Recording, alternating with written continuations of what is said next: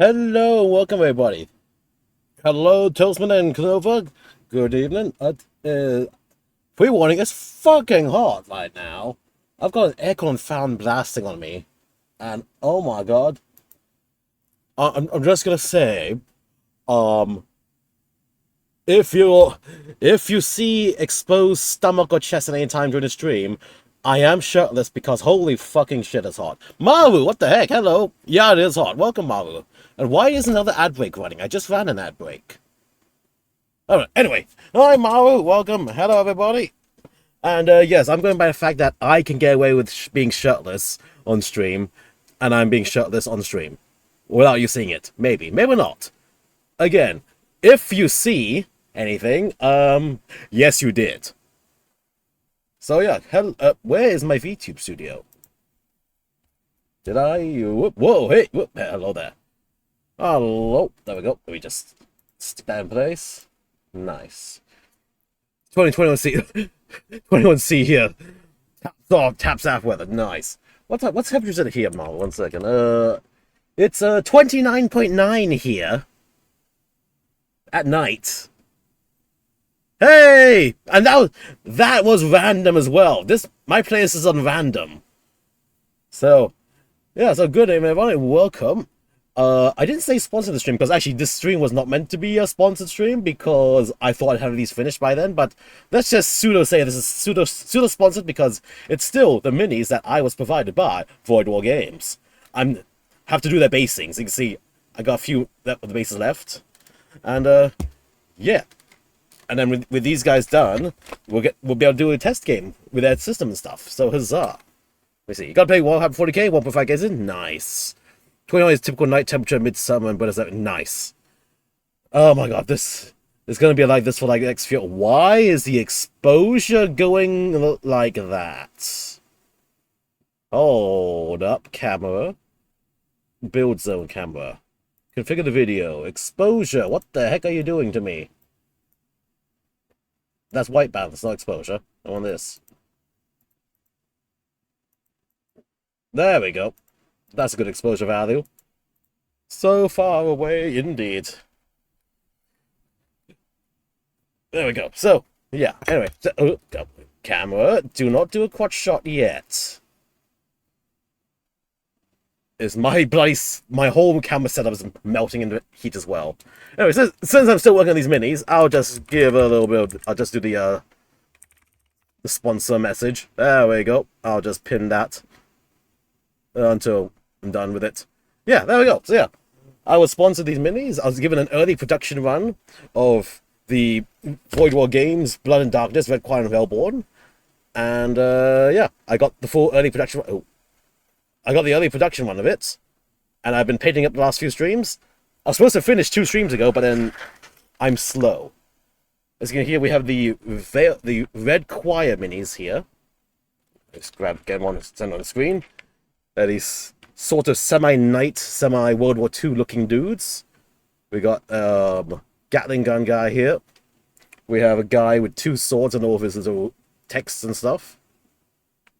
And then I finished them already, but let me get them on the stream right now. Their opponents, so far in the system, I do not like the fuzziness I'm seeing on my camera. Configure the video, please. Can I do a fixed focus? 1 second, I'm not, my camera's looking pretty bad today, and I don't know why. Let me just quickly turn off my light. Aim that towards this way. Boosts that exposure 1 bit.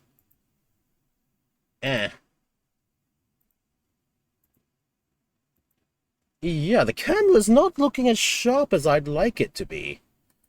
Oh, Dr. Anime, welcome. I'll just put it closer. Anyways, yeah, so these are the Red Choir guys. I'm doing their bases today before I do some of my backlog. Just given. These are fun. Like, here's a guy with a little mace, Shane. And we have a flamethrower dude. And then over here, which I finished up, was the Veilborn, who are weird eldritch abominations who just come on, absorb your souls. And look Look at the feet. You have some free feet action going on here. See, he is stepping on him. Look, look, look. That toe is right near his crotch, and he's literally sucking life force from him. And of course, they go around. They're like mindless zombies sort of things. The followers are like mindless zombies. Here we go. Here's some of the followers. Like, hi, I'm here. Or, hello, I have a candle. Or, oh no, my candle's gone out. And then we have Mr. Shinji Hand here. He's Shinjiing it up. They will just go around the battlefield, mindlessly going about, and they'll just drop on their knees and start building monuments and stuff, or making little sandcastles in the dirt. And apparently, individually, it makes no sense what they're doing, but what they're doing is actually creating a giant eldritch symbol or rune in the ground that warps reality and bends it to their will. So it's like, you need to stop them before they finish whatever ritual they're doing. And then this guy just keeps them in line, and then steps on them, and rewards them.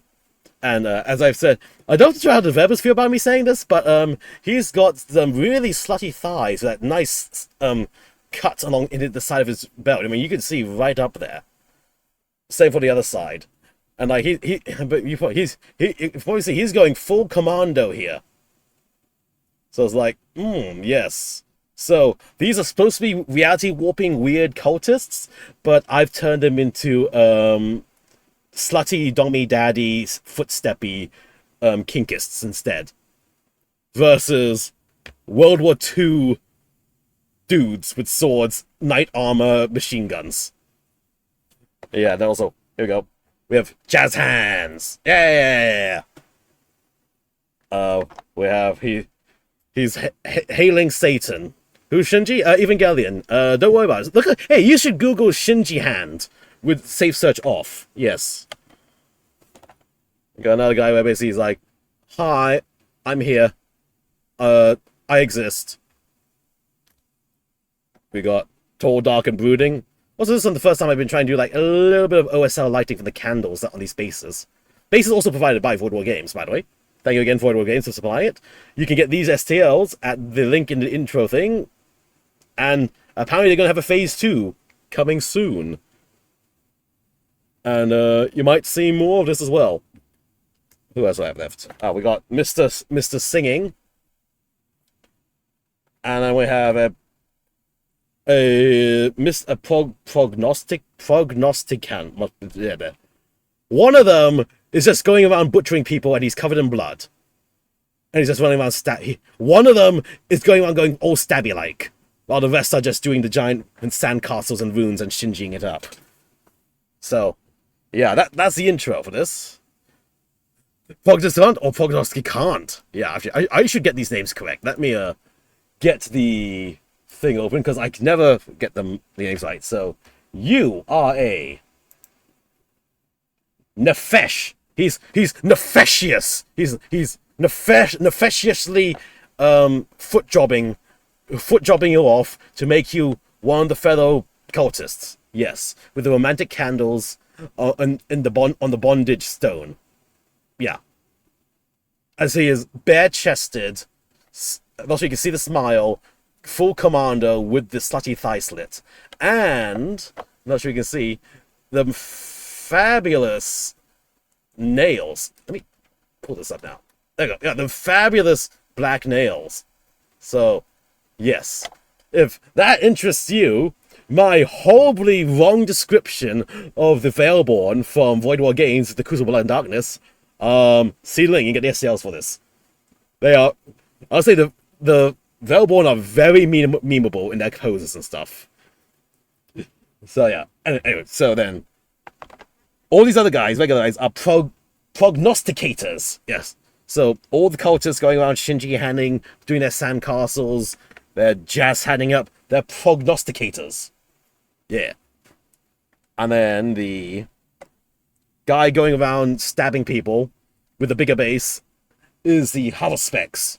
He comes to just butcher the bodies, and probably he supplies the bodies to the Dommy Daddy here to convert. Again, this is the Crucible lore incorrectly foretold by me. Yes. And then they are facing... Put these guys back in here. And they are facing the World War II-esque soldiers who know only war and survival by the fittest and the strongest, and pretty much poison their world completely. With one guy with his twin knives. Yeah. That's a quick thing. In horror games, their supposed law is that these eldritch gods have surpassed time and space, and then they're just fucking around the universe. And then they decided, you know what, we're just going to, in the center of the Milky Way galaxy, we're going to make a single giant planet war zone called the Crucible. We're just going to just pluck civilizations, stick them on the thing, and have them go to war for our fun and research. Yeah, just go fight each other. I guess you could say that's sort of a parallel of us, the human players, just picking our armies, sticking them on the battlefield and saying, go fight. And, yeah, pretty nice. Pretty simple. They have their own little game system, which I think I will be participating in a test game with these very minis as soon as I finish them, which means I need to get the basings done tonight of these, then they're finished. But, yeah, in terms of this, we have, for the Red Choir, we have the Cardinal Marshal, and he's got a breastplate just like me, so this is my stand-in. This is me. I'm standing here in my full plate, studded plate armor with a sword and a Luger. And a little crown, and of course skulls wrapped around my belt, because why wouldn't I have skulls on my belt? And, yeah, here's a cool mini. I think, where's his base? He's gonna get this base, I think. Yep. And I'll say, pro tip, if you do get these SCLs and make them yourself, stick his hilt on before the upper body with a cape, otherwise you're gonna have a pitch and a half trying to get that thing glued in. I managed to get it glued in, barely, but I was like, why do I have an extra hilt? Extra scabbard? Ah, shit! I didn't stick it on him. But I got to plug into his butt eventually. You know, I'm good at plugging butts, if you know what I mean. So yeah, there's that. Then we have the cleric marshal, who is like a secondary leader, and pretty much he's just, again, he's got his plate armor, he's got the spikes, he's got his sword and Luger as well, and I think he's got more utilitarian plate armor. This guy, he's got the fancy plate armor. He's got like the little like wings and stuff and engravings all over him. So he's extra fancy like. He's got some fur on his cape. Actually, this fur on the cape back here came out much nicer than I thought it would. That was just a bunch of white and grey dry brushing, and then I did earth brown wash over it, and it just worked. I was like, oh, okay, done. So, yeah. So these are pretty cool things, dudes. Then we got the Dirge Choirists. They sing their choir through gunfire and bullets and whatnot. And they got like weird. I can't tell what the analog World War II weapon this could be is, but they got their machine guns. Then we have dude standing ominously with his two knives. Is that a bit? No, that's a flake of skin. And then what else do we have? We have the sergeant. You can tell he's a sergeant because he's pointing. I thought just to also tell him apart, I give him a red helmet. Just say, you know, red helmet, that's sergeant. That's the Space Marine part of me going, red helmet is sergeant. Space Marine regiment, by the way. And he's got this lovely little ball and chain mason. Also, this was a 3D print, by the way. All this is 3D printed, resin printed. An early print run that was given to me. And, holy shit, this chain is one, and the stick, ball, and chain in hand is one piece. And, wow, it came out nicely. It came out sports in one piece, and it's still one piece. I'm not going to mess with it too much, though, just in case. And then we have some purifiers. Here's the heavy weapons guys. We have one purifier with a drum-fed Star Wars T-21 blaster rifle looking rotary cannon with all of his little reloads on the back. Yeah. I really like this model. We got a good old flamethrower dude going swoosh, swoosh, swoosh with his obligatory highly explosive flamethrower tank. And then we have a, what you call them? This is a purifier with a purifier grenader. Basically, he's got a lot of grenades. He's going, grenade out! And yeah, this was fun. It was nice. It was a different sort of paint scheme for me to do. I was struggling a bit with the colors just because they're called red choir, so I thought let's go red schemed. So it's going like dark burgundy red for their like padded armor, and then lighter reds for their like undersuits and stuff. And it's like, you know what? I'm happy with this. Plus, also this will merge a bit better together once I do a matte coat over everything. But first, I want to get them based first. My camera is really acting up today, and I don't like that. I also got 2 tactical rocks I have to do as well. Let me just stick those there. Tactical rock one was for this guy. The what's his name? He's got a special name. He's one of the choirists, but what does he do again? He's the canticle cannoneer. What does that mean? I don't know. All I know is that he's got the golden chest piece. He's got scriptures dangling about him, and he's charging into battle with 2 swords. And he don't need no helmet. He only needs his hood, because he's that into it. And he's also he stands on attack. One of these tactical boxes his. I think it's this one. So you know that makes him better than everyone else. So yeah. So I guess yeah, this is a regular dude with 2 swords. He's getting ready to take his place when he dies. Yeah, he's getting his practice in with his twin swords.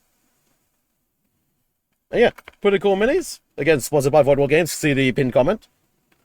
And now, tonight, hopefully, is going to be me YOLOing through all these bases in one go, and still having time to finish up some of my other backlogged for things I want to do. Especially because I'm joining a big game this weekend, and I do need to get some more models ready for it. At least built. If not painted, at least built and ready to use. But anyway, let's see. So that is 1, 2, 3, 4, 5, 6, 7, 8, 9 small bases. So that is 2, 4, 6, 8, 9, 10, 4, 8, 4, 8, 9. What? I have 1 extra base out. I'll put you to the side then. Boop. And then 2 bigger bases for the 2 leader characters. Okay, yeah, there we go. All right, here we go. And let's see, what's this? Oh, that's a toenail I snipped it. Wow, this is a toenail I snipped weeks ago. Hey, chat, look. Hey, I'm giving you toenail action. There, see? Enjoy this snipped toenail. Yeah, this very dry, very snipped toenail from like over a week ago. Yes, I know it get a bit long. Boop. Anyway, okay, that's gone. There you go. You got that. That's my pseudo foot content you get while I'm sitting here very shirtless, maybe dripping in sweat. Actually, no, I'm not dripping in sweat. I've got an aircon blasting on me, but I'm on the verge of.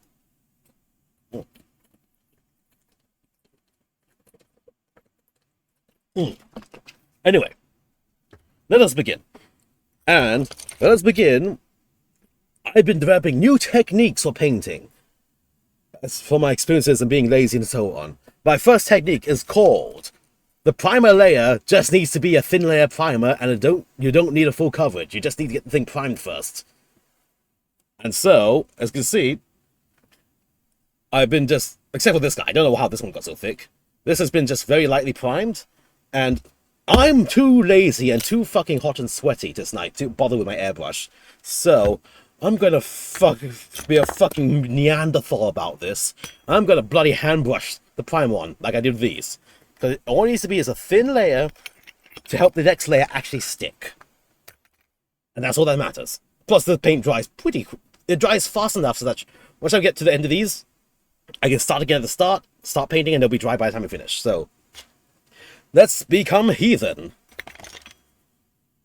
Got my 1 little tray for water, 1 little tray for just dumping paint in, and a nice wide brush to paint up. Because time is money. Time is valuable, and I need to get shit done. And I ain't loading up and cleaning up my old airbrush setup for just some bases. Especially since you can weather in all the details as you need. Grab a bit of water. Yep. The little bowl here. And then we can just begin. Just keep it simple, stupid.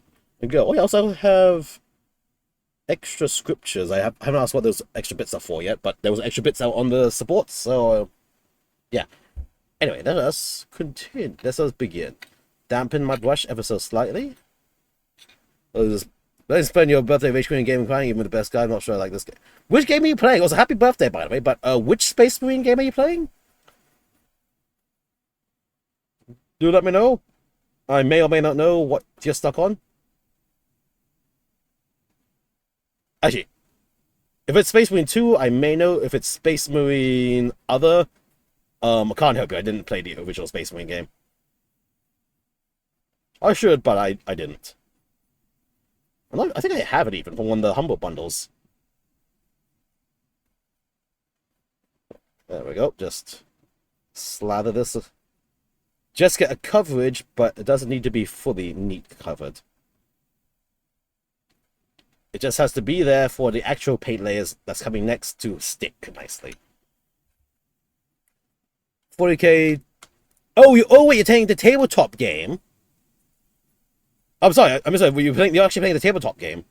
I would say it takes quite a few games to get a hang of all the rules. It's a sort of you just gotta do it. Do it, literally fuck around, find out, to get a feel what the heck's happening with your army and stuff.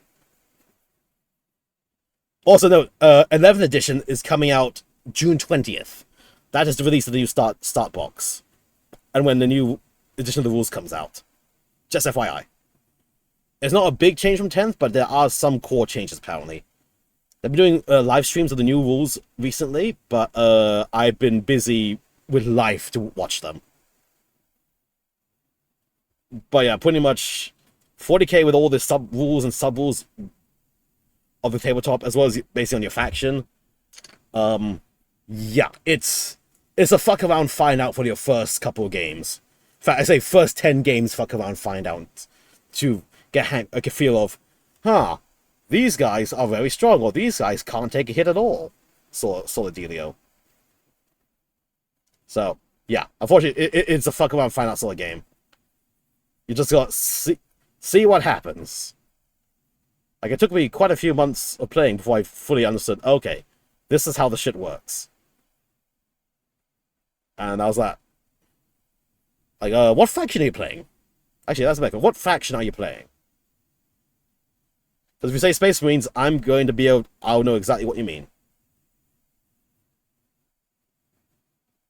I was like, compared to all the lore and stuff, for the purpose of the game balance and whatnot, Space Marines are not the unkillable super units they make them out to be in the lore.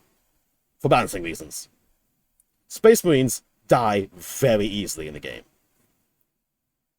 It's almost as if every faction was balanced to be able to deal with Space Marines in the first place. The only thing Space Marines have got going for them is that they have rerolls upon rerolls, so they are a very consistent army when it comes to attacking. But they got piss all for defense, really.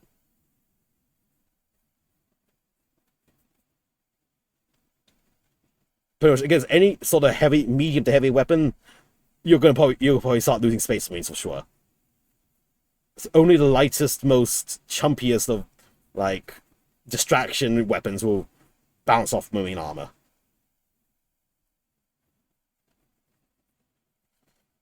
Like the only faction that can realistically like survive a upfront assault against anything decent is either Custodes, because Custodes are these super tanks, or the Chaos or Imperial Knights, just because they are just fat beat sticks of units that, even when they fail a million saves, they have so much health they're going to just tank through it anyway. But yeah, that's my little... That's my little tidbits on 40k itself in 10th edition right now. Just all I can say is that if you can stick with it a bit, see how I like it, or wait for 11th edition, and actually, yeah, maybe wait for 11th edition just because that's in about 3 weeks' time, the rules will be updated, some rules are going to change, and the attachments will change up. And maybe you'll like it better or better not. That's what I can say. But it is still just fuck around, find out.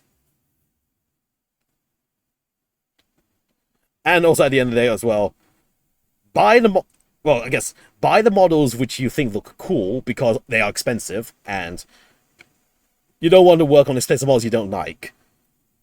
And then if you find a faction you specifically want, then start looking into picking up meta units for them, or at least very useful units. Units that you'll always find useful in your army after that. And just see how it goes. See, I'm saving for space and getting new town miniatures week 2. There's one Pathfinder squad curse painting or something. Ooh. I have never built a Pathfinder before, but I will say Tau are very annoying to deal with just because of all the shooting. Like, if your opponent doesn't hide his entire army, you'll probably take off anything that isn't hidden as Tau. Also, you're going to probably have to invest a lot in the battle suits. Pathfinders, stealth suits, and battle suits, I think, are the way to go with Tau. Space Marine versus Space Marine. I'll just say Space Marines are very good at dealing with other Space Marines. But that works both ways. So I can foresee your frustrations because you'll be picking up dead squads will be dying left and right non-stop. And it tends to come down to who starts shooting first. And, well, again, who has more meta units, I guess. That really also depends how meta or competitive your local gaming groups are as well. Or when in doubt, buy more dice and find a dice pack that's jujued against your opponents. Like one person I play with, I have one dice pack that specifically seems to roll very high against him. But then it rolls like shit against someone else, almost consistently. And it's like, okay, something's jujued with these dice for them to hate one guy and like the other guy. So, yeah. There is such a thing as dice juju. Believe it. Alright, see, there we go. What was it? That was barely 10 minutes, and 10 minutes of me yapping as well. And I've based the other 5 bases very lightly with a black primer with my wide brush, and we're good to go. And let me just put my shirt to the side so I don't get paint on it. And another tissue.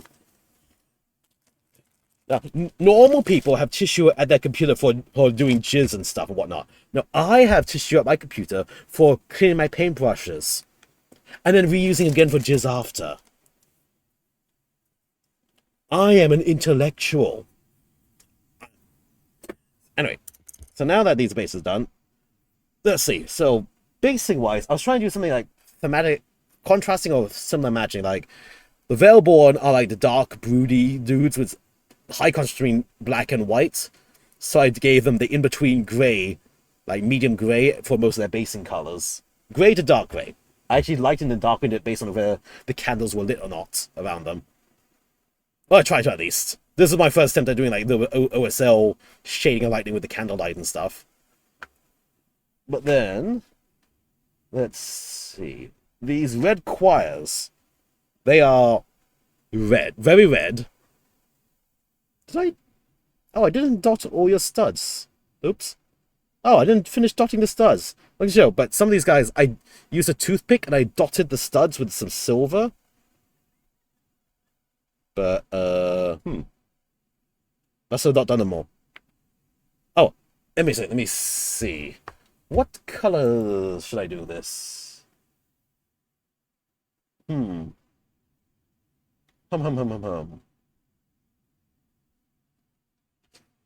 I guess, because these are like, this is stoneworks for tiles and stuff, but it is heavily damaged. I'm thinking maybe a light brown sort of earthy tone to contrast with the dark brown boots and stuff they have on. And brown is on the red, hot, warm spectrum. That will match with these guys. A dusty brown? I think, yeah, maybe dusty brown.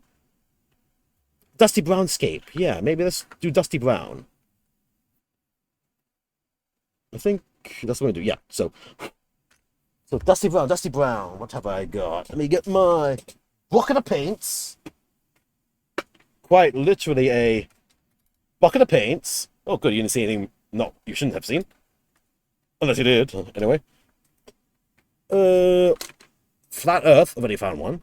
So also for a land and ruins, they still managed to be a concrete general as we're playing 20 foot with default measure. For land, they still. Yeah. Again, depending how competitive your maps are, you'll find a lot of maps, like the competitive maps, have the ruins, regularly use ruins, and it is like a city landscape still, and you will rarely get very long firing lines in the official tournament layouts. Ooh. Khaki. Okay. Maybe brown, like flat earth brown for the basing of it. Dry brush khaki to highlight it and lighten it up. Okay, let's try those two. On worst case, I can use an off-white to really extra highlight it. I've got dark brown if I need to darken anything up. But, yeah. Official tournament terrains all have a lot of cover. And it may or may not get worse in 11th edition, just because in 11th edition, the objectives will be the terrain pieces. So you have to assault and enter into terrain pieces to take them. So I'm drinking a lot. Holy shit. So let's see. So a lot of people calling 11th edition is going to be the melee edition just because you have to assault terrain pieces to hold them as the objective. And that means you're going to be fucking point blank with people. And your opponent's probably going to have melee things to engage with anyway. So yeah, again, we're going to have to see how it goes. This is all conjecture and suspicions based on what we've been told so far, but we'll see. But, yeah. So again, prep and plan to deal with medium to close range combat most of the time. And, but let's see how it goes. I'll say that as for Space Marines, like for close combat, the regular Assault Marine on foot, the Assault Intercessor, pretty good on their own, honestly. They're pistol survivability. But if you can remember the fact that they can reroll their wound roll on objectives, and they can reroll the hit roll against their ultimate targets, like, you get to reroll everything when attacking with them, pretty much. So they are a very good objective clearer.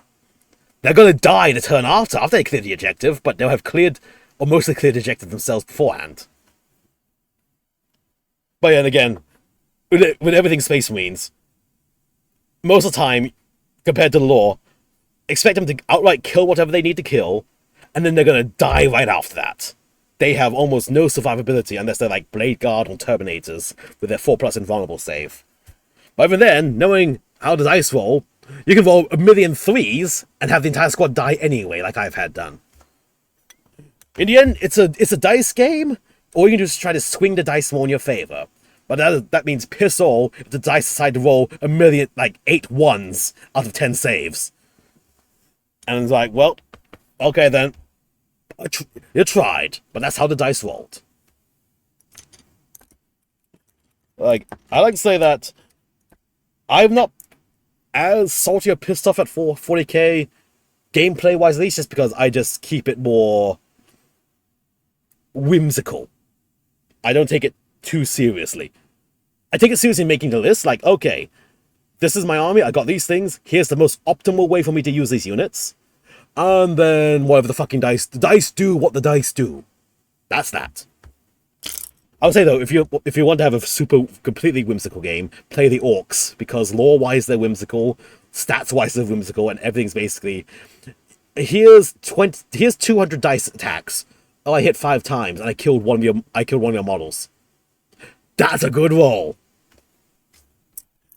Like, it's hard to be salty if you're playing the Orcs, because they're just almost the comedic faction.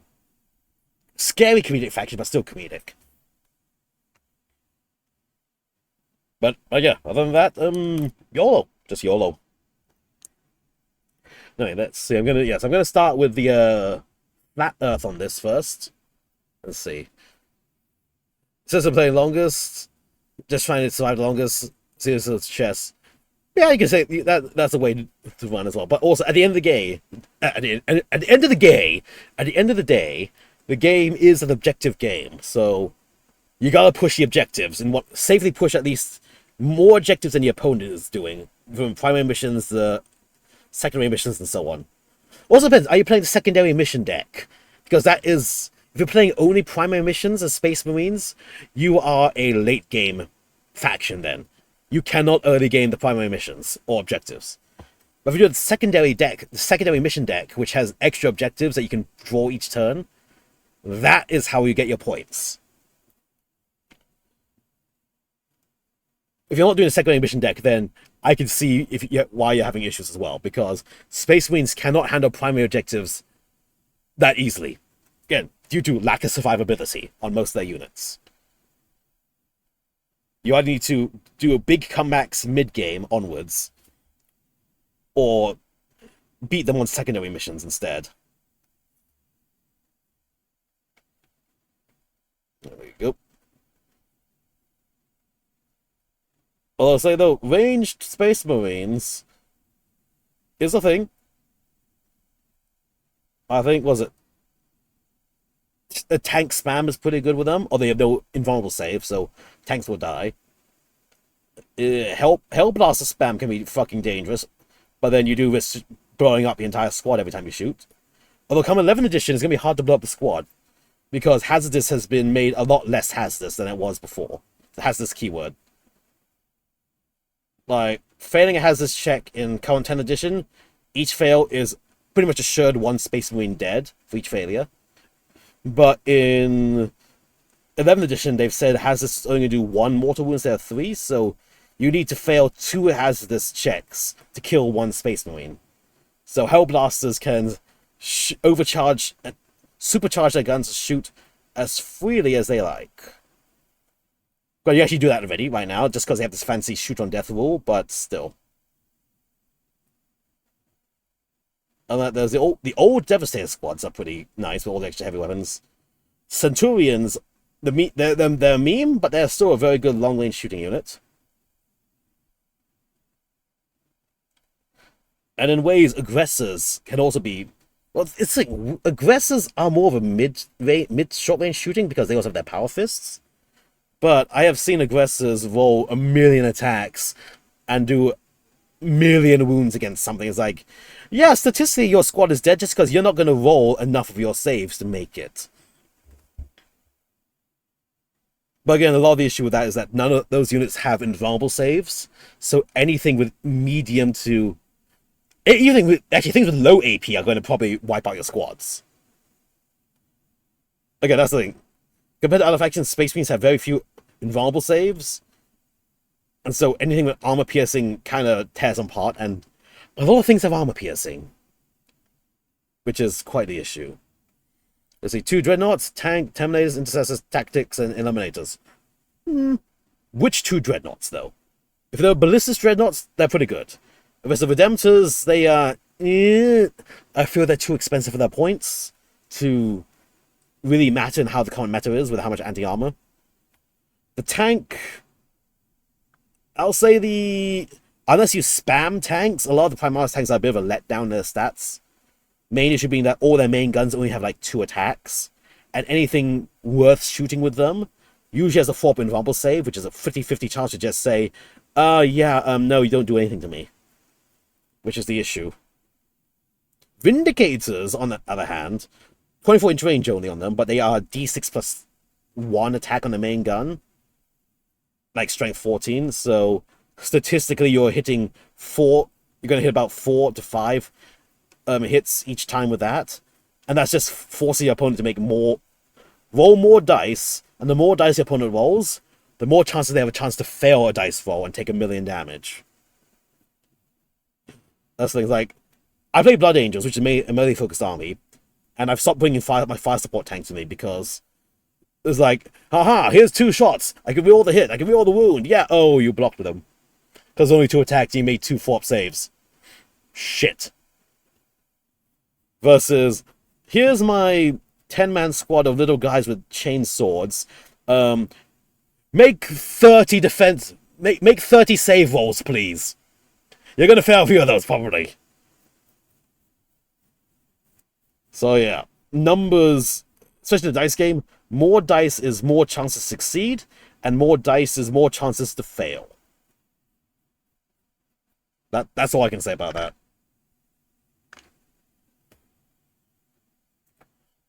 Intercessors, Intercessors are funny unit. They have a million attacks and they sticky objectives, but they're not quite a direct combat unit.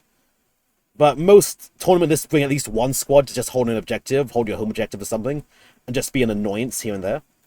So it's like, no harm having at least that squad coming around. More than one of the squad of those, you're better off running them as Death Watch instead for the special weapons. And Eliminators, I have 6 Eliminators. I actually have 3 of the las rifle and 3 of the sniper rifle. I feel they are better if you run the Raven Guard attachment, where you have stealth and everything, and you get bonuses for shooting from a distance. So they can just stand still and shoot with their devastating wounds all the time.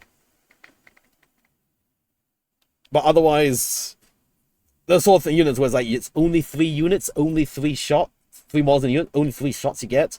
You kind of gotta run multiples to have enough volume of fire to matter. Okay, that's the thing with a lot of the Primaris stuff, is there's not enough volume of fire to deal with the invuln saves most opponents will have. And that's mostly towards the vehicles and special units.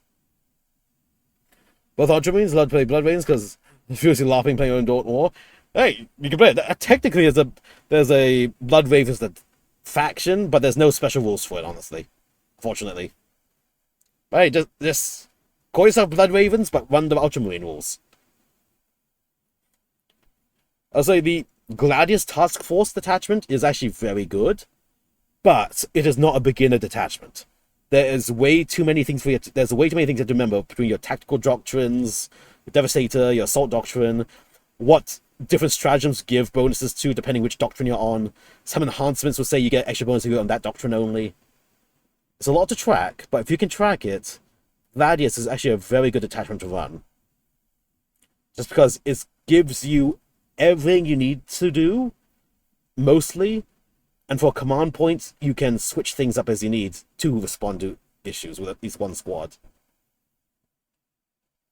But you do have to pretty much remember 3 whole different doctrine rules at once, and know when to activate or switch them. If you can do that, then pretty good. Also, +1 to wounding your oath target from being Ultramarine or just generic Space Marines really helps your shooting. Just pick primary threat, and then just launch all your shooting at it. Hope for the best.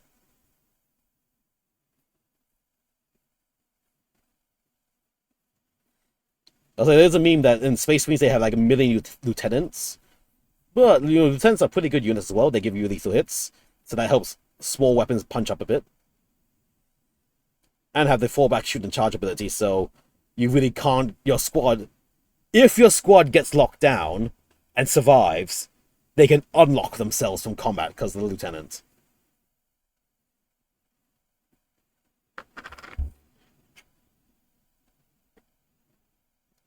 So, yeah. And then you also combine that with a captain to try to get like the free command point and stuff. Also, I don't give too much advice on this, mostly because if I give any more specific advice, it's going to be outdated in 3 weeks' time when 11th edition comes out. It's like, in the games 40k I'm playing right now, I'm fucking around. I'm just fucking around right now. I'm just doing... this is not the ideal way to run this army, but I would never run it any other way any other time, because the rules are going to change soon, so let's have more fun. Let's bring these suboptimal units. Just see what happens. Just fuck around with it. Don't try to overplan anything with the current rules, because the current rules are going to be changing soon. Things we don't know how much they're changing, but they are changing a bit. And there's some core rules changes that is actually I'd have to figure out still, because like Justiciars in next edition are either going to be mandatory for Space Marines or useless for Space Marines, with the whole fights first mechanic changing up. So I was like, one of the core things of me having a Justiciar with Blade Guard as a screen against people charging me, that's no longer going to be a thing, because the fights first mechanic has changed. And I was like, do I change my tactics to handle a different unit that would be able to more easily survive what would charge me, but be more expensive, or do I just keep more expendable units around? It's like, you know what? If their unit gets charged, they die, but their job was to stop the other main unit behind it from getting charged. So, yeah, again, I had to think of how my rules change up as well, but I don't want to over commit to planning until I have the rulebook in my hands.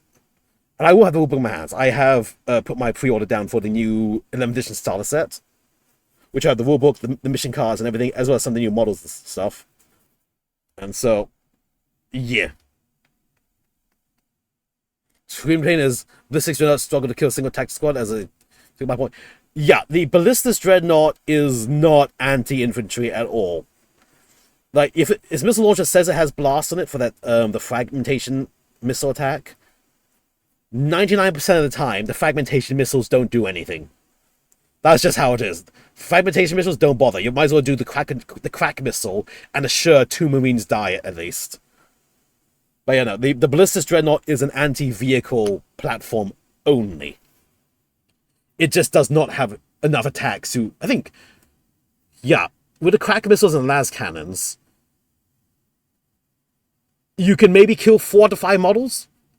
I'm not even going to bother saying the fragmentation missiles will kill anything. The Storm Bolt is also AP0. They're probably not going to kill anything. So yeah, the Ballistus is only used for anti-vehicle. Used for anti-infantry only if you're desperate and you just need to thin down something. I say in that case, the Redemptor Dreadnought with the plasma gun would be better. But the Redemptor is also like 195 points. The plasma gun can't punch up that well against anything in any vehicle-based things. And it's -1 damage it receives. Means nothing when you take like 8 to 9 damage per anti-armor hit. And it has no invulnerable save, meaning anything anti-armor is probably going to make you a 6-up save anyway. There's the Brutalis, but then that's the melee Dreadnought, and more than likely, it's not going to be anywhere near to respond to help your home objective.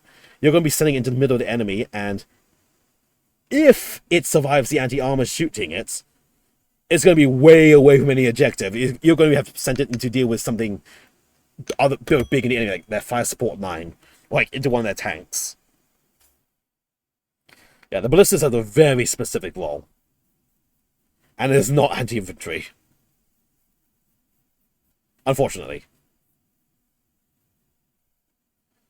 Like, anti-infantry would have been better served with an assault squad, jump assault squad, hellblasters, anything with volume of attack.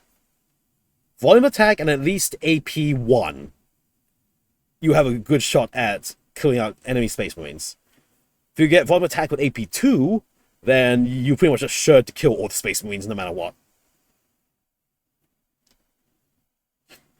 There's the Infernus Marines. They're only 12-inch range, but then Strength 5 flamethrowers with Battle Shock is pretty devastating against almost anything Space Marine based, apart from the Gravis guys. So it's like that's an option as well if you have them.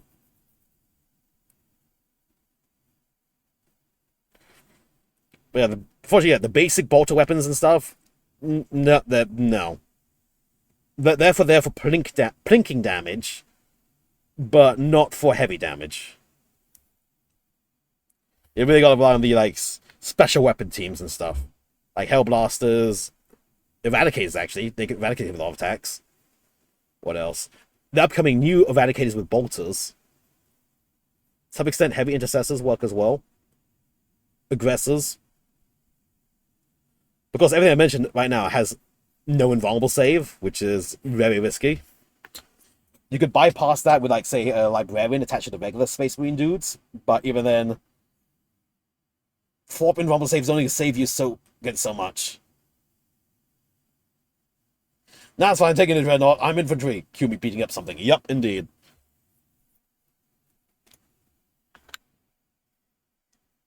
But again, there's a fuck around find out sort of dealio with this. And I guess you just found out, like, Ballistas. It ain't doing shit to infantry, usually.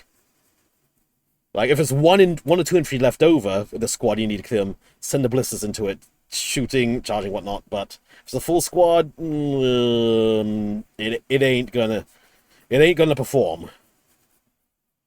It has a different battlefield role, unfortunately.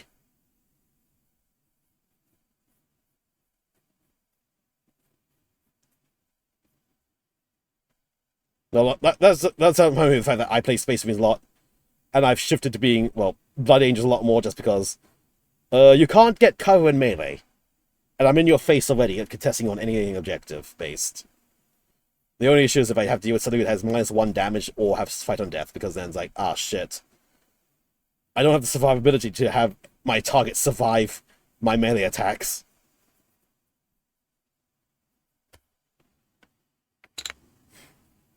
Again, all this might change up soon, though, in coming 11th edition. Like, there's going to be modular detachments, so you can have, like, a main detachment and a sub-detachment, so there could be some combinations that work out in the end. Yeah, it's going to be a fuck around and find out. So the dealio. So I'm just giving these guys a second. Whoop, come back. Get back here. A quick second coat of paint, just to reinforce this flat brown onto it first. And I'll come in with the dry brush of the light brown after. The khaki. Like, right now, as Blood Angels at least, where I'm very melee focused, my lists usually have a 10-man Death Company jump squad, a few regular jump squads, bunch of Sanguinary Guard, which are just elite Blade Guard but flying. And then sometimes I have a Hell Blaster squad, sometimes I'll put an Aggressor squad in for fire support. But the keyword is sometimes, again, the Aggressors, they move too slow to get into cover, really. They may be toughness 6, but they have no invulnerable save, so anything with anti-armor or anything with these AP2 wipes them out. So, like, yeah, I'd rather have smaller, faster infantry than just keep ducking in and out of cover until they get close enough to deal with shit. And unfortunately, drop pods are shit. Stats-wise, and as a model, they're kind of shit as well.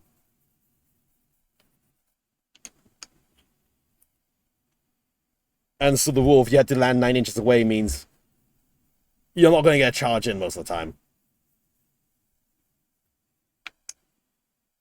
And like, why spend points on drop pod against spend points on, say, another jump squad that can just fly 12 through anything they want, and then just get straight into your face?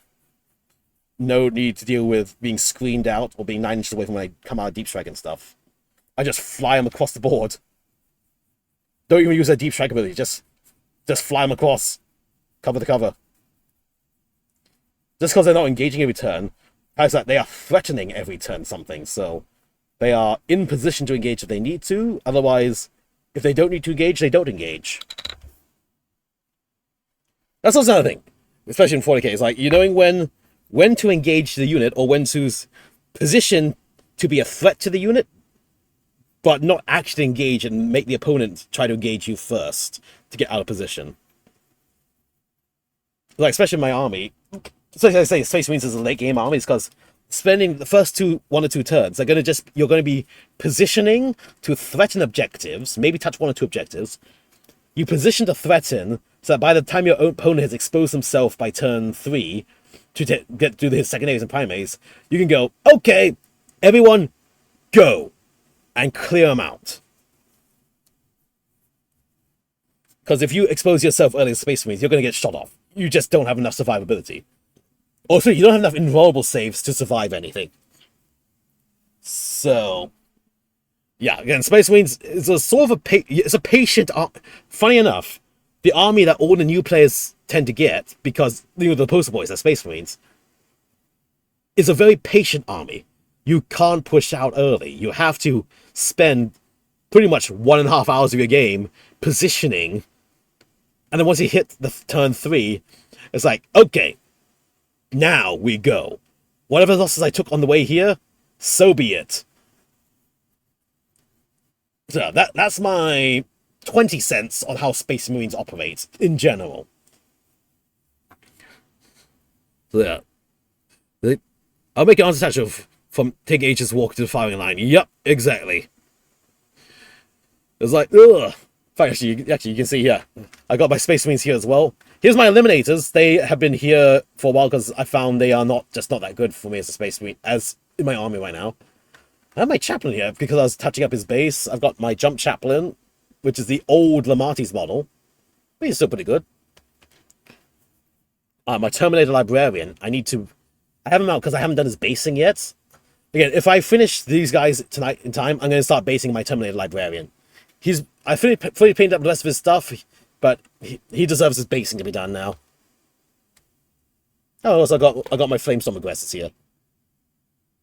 That's like Flamestorm Aggressors, I feel, aren't as good as the Boltstorm ones. I mean, if you're playing Salamanders, they're great, but otherwise the Boltstorms have more volume of fire and can just put a lot more attacks on the opponent for them to try to save. Especially when their guns are only AP1, you need volume of fire over quality fire most of the time. Anyway, let's see. Now that's done, it's time to get some cocky, and we're going to start dry brushing. So, let's see. Oh, actually, probably detach my arms. Because before I was magnetizing all the arms of my Terminators, I can swap them out between weapon loadouts and stuff. I'm not doing that anymore. There's too many magnets, too many flappy arms. I'm just going to glue the arms on if I need to. Only the heavy weapons Terminator will get a magnetized arm, just because I regularly change between the Gatling gun and the flamethrower. Or just the Stormbolter with missile launcher. But all the other guys with their Stormbolters and their Power Fists, they're going to have their Stormbolter Power Fists for the rest of their life. There's nothing to change them with. And at the end of the day, especially when you're moving like 20 models or so around the tabletop, I just want to have a solid model that doesn't flap about than one that I'm going to very rarely change my weapons with, and then it's just a nice solid unit that's not going to be a bore chat, not bore. It's not going to fight me as I try to use it, pretty much. Rocket Launcher is a long-distance quick flamethrower. Yes, indeed. Although, again, Rocket Launcher used the crack rounds.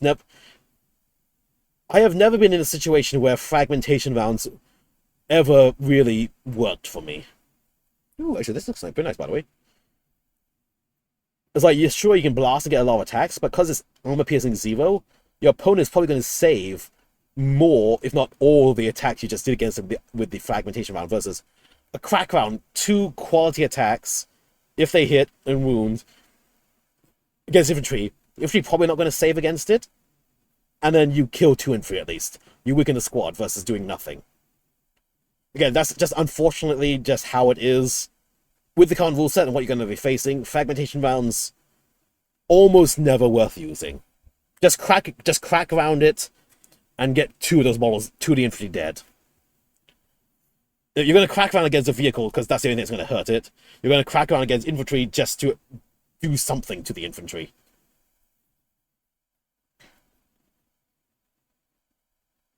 It sucks, but it's like, eh. I think one case where it could work is if you're the Death Watch, or you are running any form of detachment that gives you AP, +1 AP to your ranged attacks. If you're a faction that can give +1 AP to ranged attacks, then getting +1 AP to the fragmentation could make them useful. Again, the AP 0 is the main problem. At AP 0, most things save on a 3 plus or better, and statistically that's very likely to do. Once you push to a 4-up save, it becomes a 50-50. Things can spike either way. If you push AP2, though, then, ooh.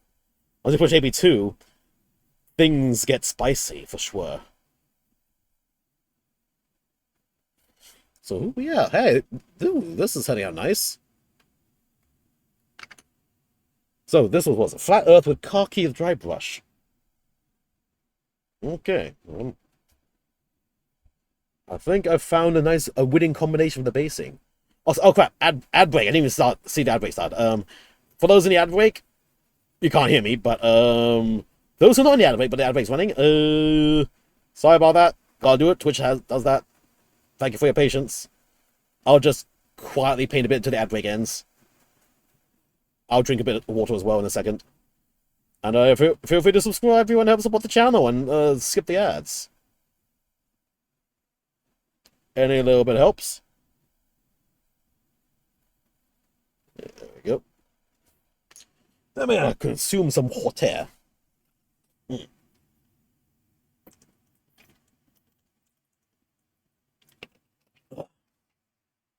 Nice. Anyway, just continue the quackying. Quacky. Blah blah blah. Let's see. One minute more. We're just gonna very quickly. We continue dry brushing these. I can be a bit more heavy-handed with the dry brushing, I think. So I need to dampen the brush a little bit. Let's do the dry brushing. It's called dry brushing, but actually you do need slight dampness to the brush, otherwise it's way too dry in the first place. Let's see. That's blah blah blah blah. Nice.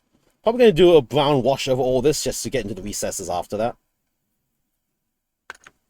But first, let's just continue.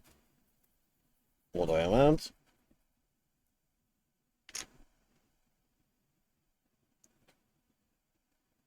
Ad break 20 seconds ago. I'll just keep YOLOing it.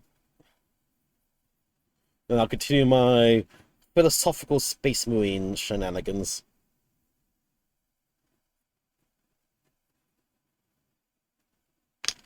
There we go. Ads. Go away. Come again come again in an hour's time. What? What about here? What were we working on? Yes, it was. Welcome back from the ads, everybody. So, continuing on. What was I talking about again? I forgot. So about, yeah, armor piercing 2 really wrecks Space Marines and other units usually, pushes non-saves. So, if you can anyway get AP1 or AP2 fragmentation grenades or fragmentation missiles, do it. That makes them worth it. Otherwise, the experience, just go for the crack. Just go for the crack profile. Go for the anti-armor profile. You'll never regret using the anti-armor profile because, well, even if the opponent saves it, whatever. But you'll always regret using a fragmentation profile and seeing it with the opponent block everything because it has such low or no armor piercing to it. There we go. I don't know if you have Infernus Marines, but Infernus Marines can be pretty funny to use. Strength 5 on their gun, so you're wounding on Marines on 3s, or 2s with over moment, as Marines. Forces a battle shock, so the opponent might lose their stratagem access if they fail it. And it's like, you're going to be doing like 5d6 attacks, 5d6 wounds. No attacks, because it auto hits as a flamethrower. Only issue that it is 12-inch range. But again, being a close range edition coming up, you're going to be fighting over terrain pieces and stuff. You know, it's like, hey, come take this terrain off of me. I have flamethrowers point blank here. Come on, come approach me. I dare you. So you can overwatch them, and overwatch them is like, normally Overwatch will hit on the 6s, but flamethrowers auto hits us like, aha, here's 66 flamethrowers automatically hitting you. And a battle shock. Possibly wounding on 2s. Perhaps re-rolling 1s, depending what attachment you are. Well.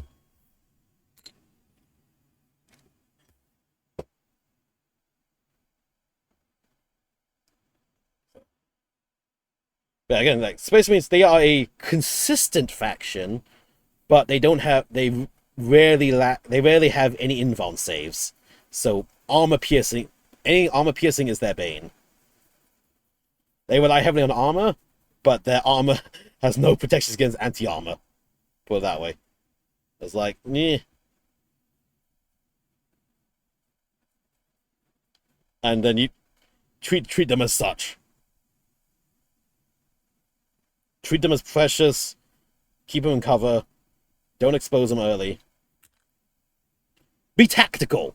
Yeah, be the tactical genius Space Marines usually are not in the stories. You can't do the foolhardy charge forward Emperor protects with them. It statistically doesn't work. You gotta stay full tactical with it. You gotta dodge and weave. Stay in cover. Don't expose yourself.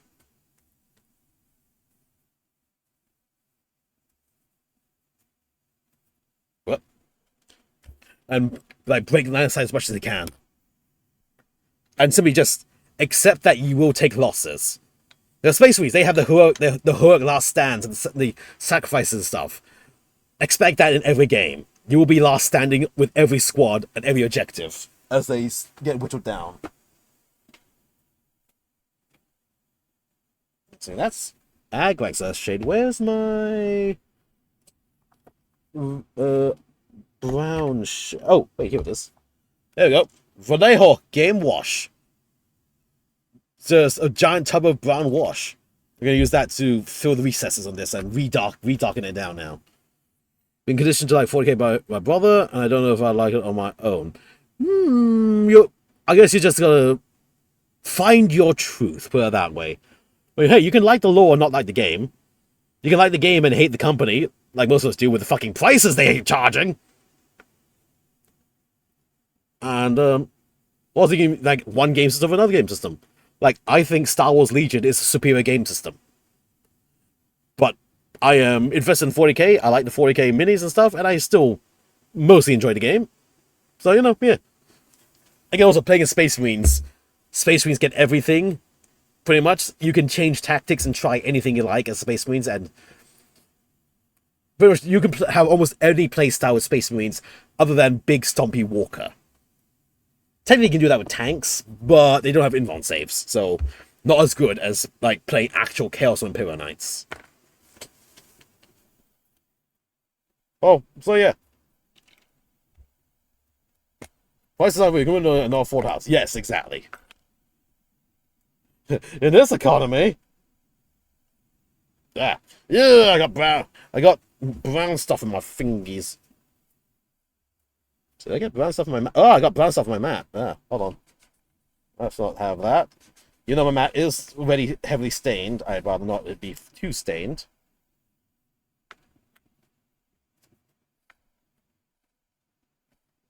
There we go. There. There we go. Good enough. Just a spit shine. Okay, let's lightly get this game wash into the hip. Yep.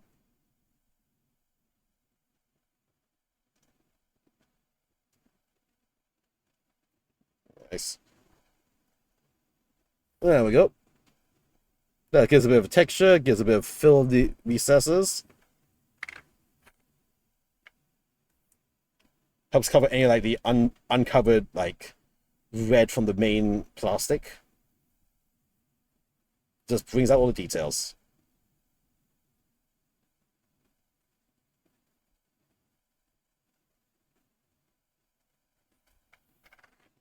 There we go. These look pretty good. I'll say, at least Space Marines are, well, you always have new models as Space Marines. You have almost every playstyle to play with as Space Marines. You just change what faction you are and attachment. And just YOLO with it. Also, getting something like the 130k Horse Heresy minis is a better deal than the 40k versions of them. Like, my Death Company, I use the 10-man box of Mark II Jump Marines from Horus Heresy, because they're about the same size. Death Company are hallucinating that they're fighting Horus anyway, so they're going to be in the Horus Heresy styled armor. You get 10 Marines for the price of...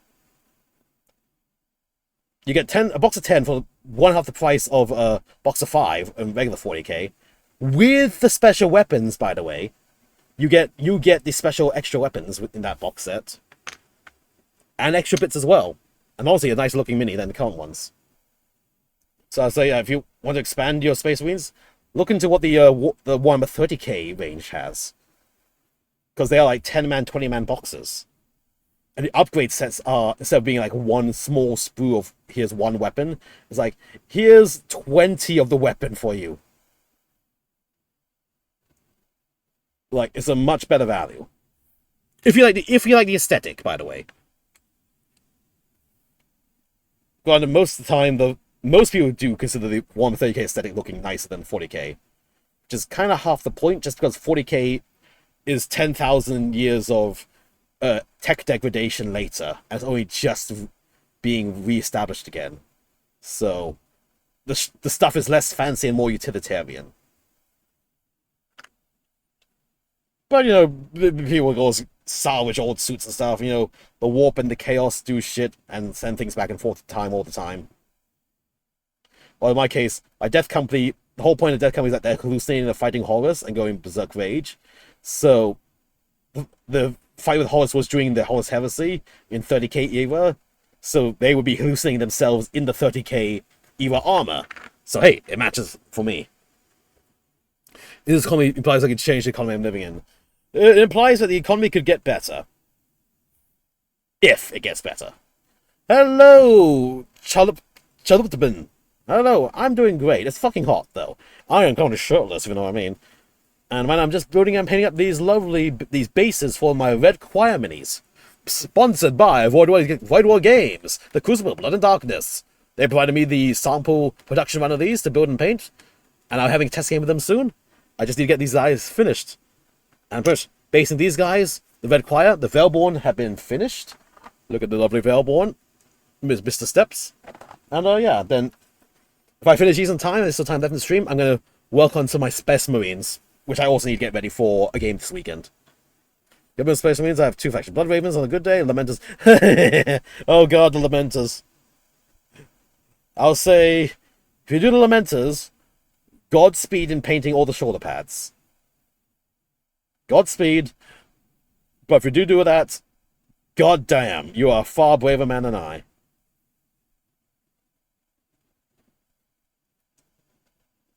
God, I probably do want to try to do at least one Lamenter character or thing just for the experience of doing it. As a hobbyist, I want to do it.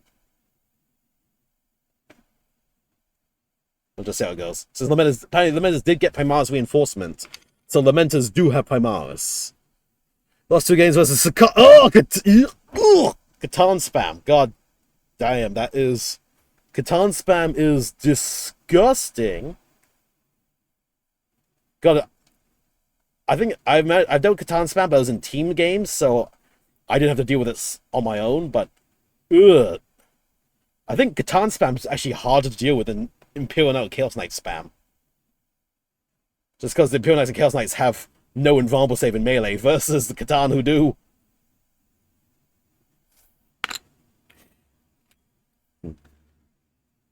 What did I do on Saturday? I don't think I did anything on Saturday, but on... wait. Yesterday I had a Necromunda... Yeah, Necromunda game this week. I haven't played any 40k this weekend. I played Necromunda, I guess it's 40k, but it's a different game system. And, holy moly, let's just say that was my last battle in this phase. And it was one of the most brutally vicious and violent guns I've had. As I say, my leader, who has 3 wounds, took 18 damage in one go, and somehow only came away with 1 head injury and didn't die. Go figure. And somehow, because of the weird ruling of how the mission worked, I won despite being tabled. It's like, okay, weird, I suppose. But, yeah. Using Imperial Knight spam and half a guard army forgot vehicles. What the? Half the guard army fought vehicles? Okay, weird. Normally the guard need all their vehicles, but I see you do Imperial Knights. Nice. I'm making Chaos Knights, by the way. I've painted 2 right now. I just need to build and paint up more, but then basically I've been busy I've been busy. I haven't barely had time to touch any models beyond my sponsored minis here. And yeah. But there you go. Brown wash these. These are looking nice. A light brown sort of dirty look to them. Yeah. To contrast against the dark brown boots and stuff and the reds of the uh-oh. 1 second, I just browned myself. Not the way you would think. But why did this leak? What the heck? Hold on, let me just clean up for my brown wash. Eh. Where's my... Hold on, I need some wet wipes here. I can't use the fat tissues, I need to use the wet wipes. I need to use the super fat tissues. This is for the serious faps. There we go. Just clean up. Guess must have been some stuck in the rim, which is why it leaked when I closed it.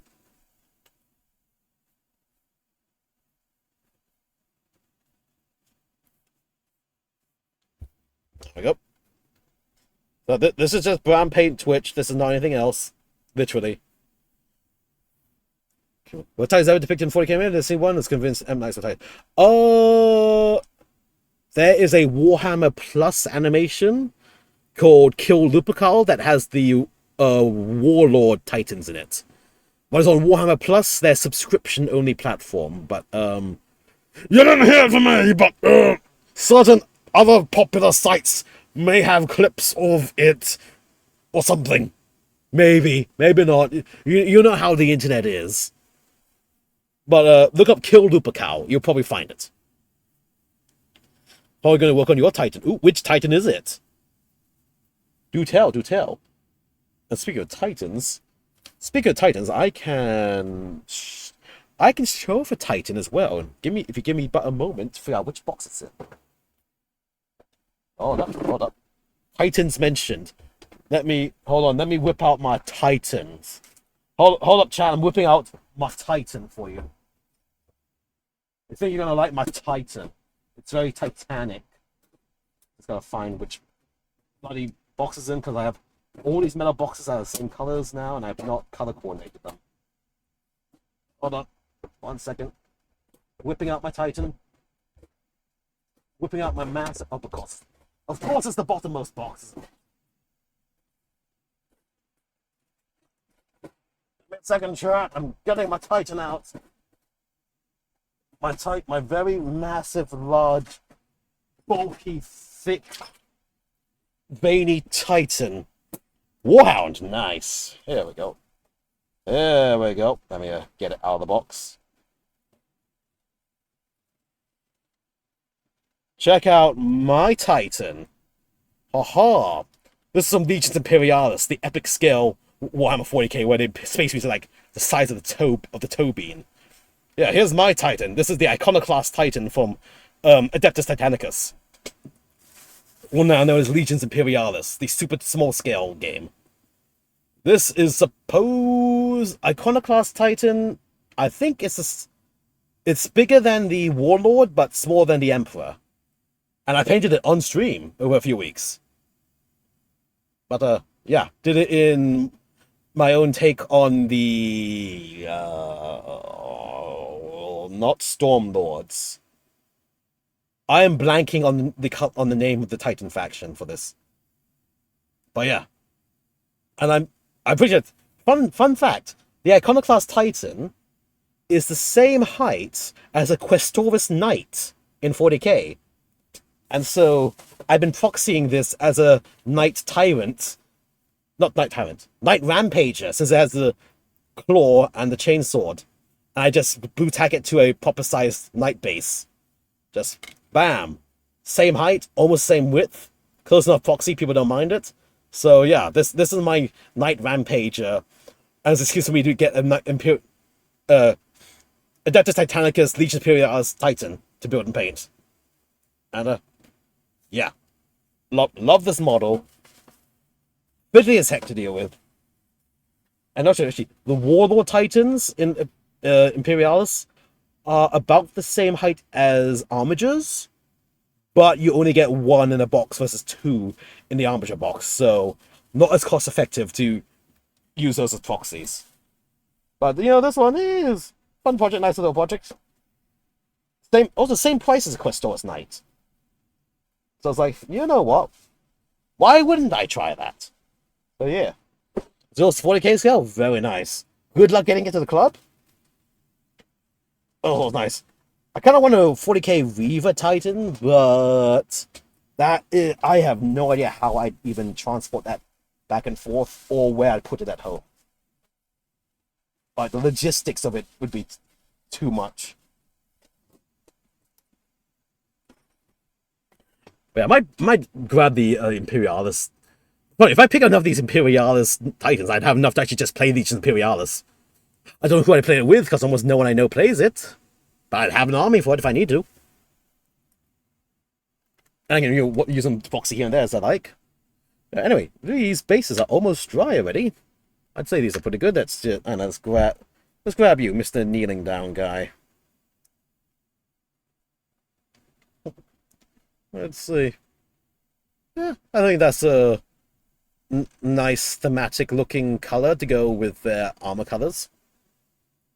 With a nice, I'll do a nice matte black base around it.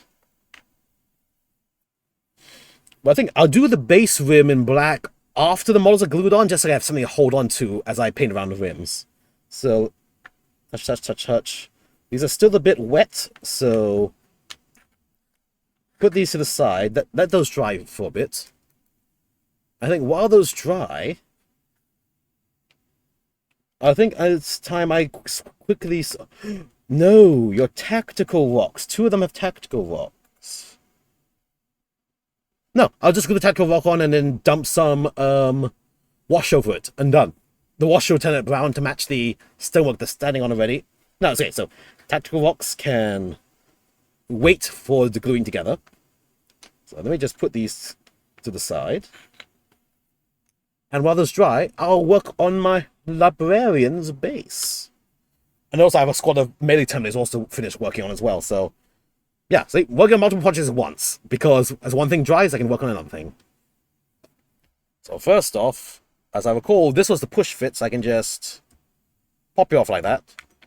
Same for the little skull piece. There we go. Yeah. Again, I'm probably going to be keep it simple, stupid, and I'll just use a bit of a basing material, dry brush it, then stick this back on after. So actually, this part's going to be very fast because I got to put the basing material on and then just wait for it to dry. And I think I have some Vallejo basing materials already here. Let me see. It's on a gray... I can repaint his tactical rock as I need to. Sand, light sand, I don't think will match nicely. I think... What other jars of basic material do I have here? I've got this good old terracotta. Actually, that might work. Hold on. Terracotta might work, actually. I thought I had another jar of, like, another mud color.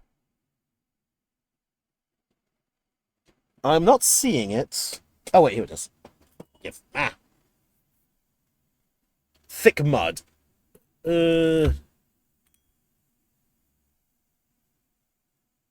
think the thick mud might be too close to the red it has. I want this slightly contrasting. Ooh, unless... Do I want to do something similar to my aggressors? No, I don't, because this is a push fit thing. I don't want to try to re-gluing the things. No, I'm going to go with the basing material. I'm just going to go the basing material on. So just grab this open. Where's my metal spatula? It's a little metal thingy.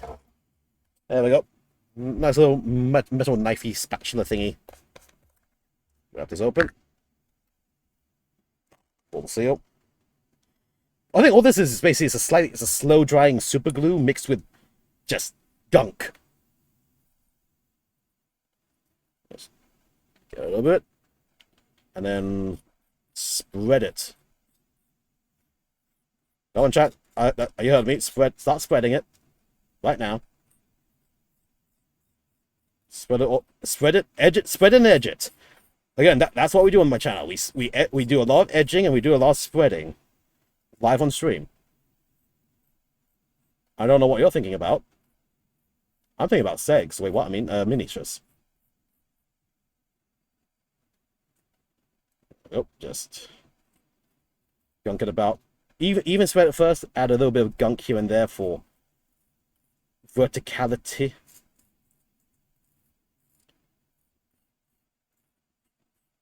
Also, I have some little rocks I can add as well to this.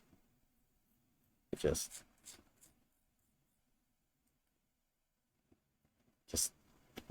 pat it a bit just to break it up so it doesn't look like too smooth of a spread. Yep. Let's close this before it dries up.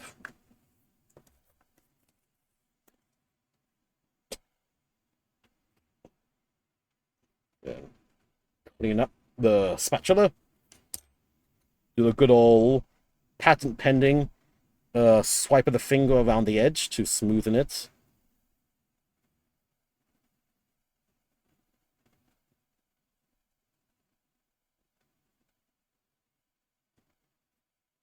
There we go. Just wipe my fingers off. Then let's recheck how this goes down. So it goes down like that.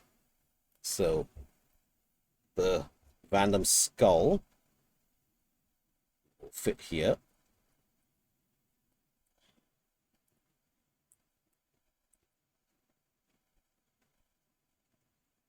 Yeah. Get in. Yeah. Get in. There we go. The little tactical skull is there. And then from the planting section of just a local store, I got these little like orange planting seeds and stuff. I'll just drip a few random ones here just to give some texture to this.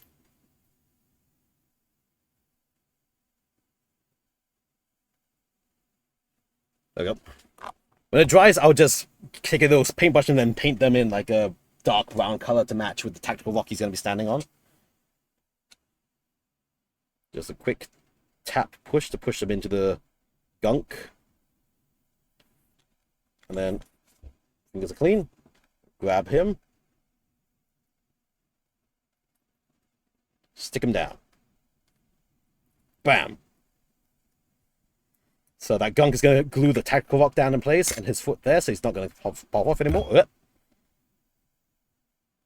So yeah, now, here's the thing. I ruined a paintbrush doing this once. Wait for the gunk to dry fully, else you're going to get the gunk super glue into your brush, and you're going to lose your brush's fine point, and it's going to be shit. So, that's all I can safely do with this guy now. I have to wait till tomorrow for this basing material to dry, so, yeah, okay, he's done. Oop. His arm. Ooh, his arm is like that. There we go. So yeah, pretty much. He's done until that gunk is dry. Something you won't progress at your morning exercise and be done at 7 p.m. Hey, 7 p.m. sounds a great time for a morning exercise. Like 7 p.m. is practically 7 a.m. Especially if you close your eyes at 7 a.m. and suddenly wake up at 7 p.m. and wonder what the fuck happened to you. Aha! Okay, there we go. Okay, that's one guy's base done. What else? What other basing should I do while these dry? Oh yeah, I think I forgot. My chaplain I had to do the basing. Yeah, I've not based the chaplain yet. Shit. Right, okay, so... As I recall, I was going to try to snap him off the base first. Very carefully. Failing that for sure. Quick knife to get him off. 1 second, guys. I'm getting my chaplain off. 1 second. You know, just regular common channel things. Getting off a chaplain.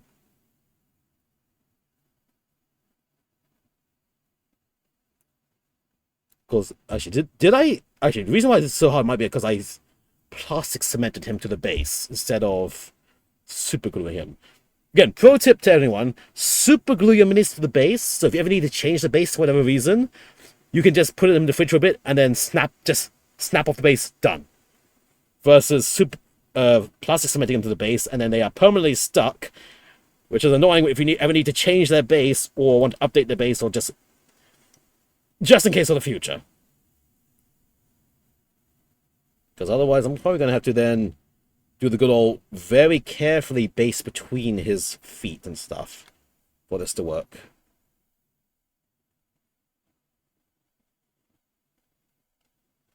Let's see. Also, I do that for my space marine arms as well. I super glue the arms on, just in case they ever change the rules again randomly, or say, oh, this thing has a different loadout now, or this easy build kit now has X and Y loadouts, so I can just very lightly snap the arm off without damaging the rest of the model, and then put a different arm on.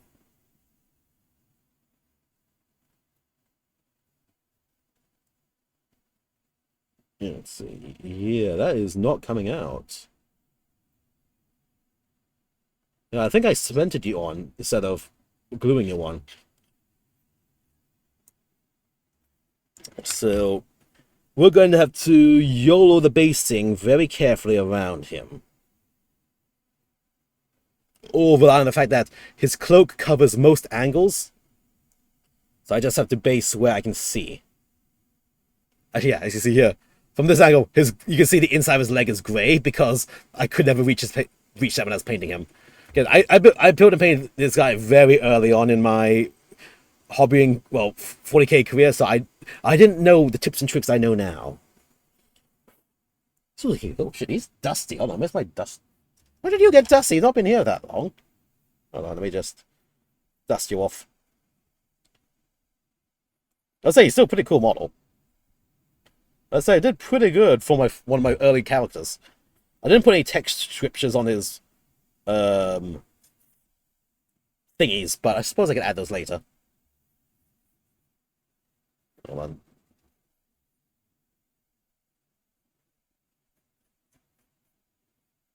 Oh yeah, it's his fancy book. Anyway, let's see. What basings for you? Honestly, I think that same basing material I was just using might be good.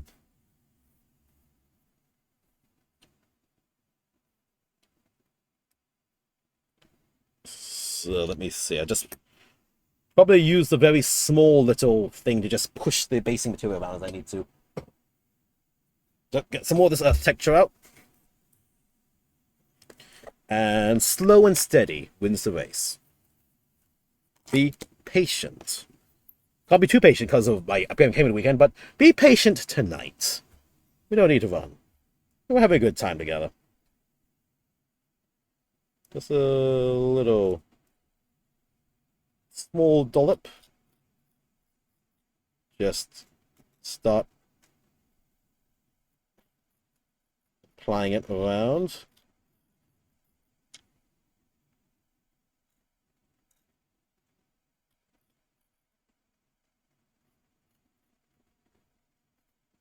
Nope.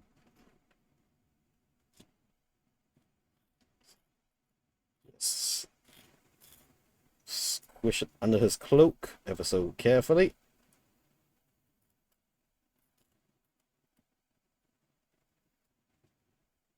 What? Let's carefully load it in there.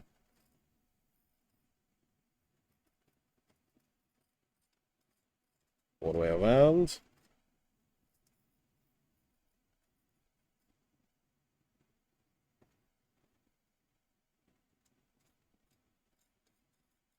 Around the back. Very nice and carefully. Clear my finger off a bit. Very carefully. Around the back.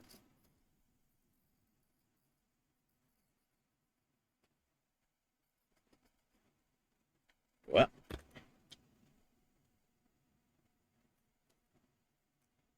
Very carefully here.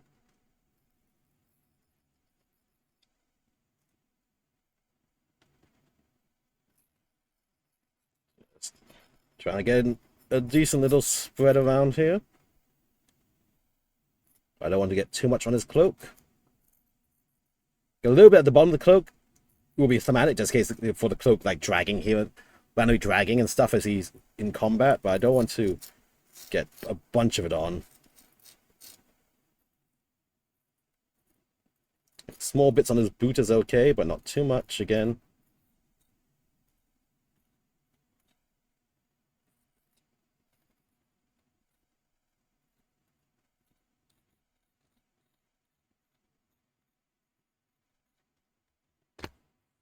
There we go.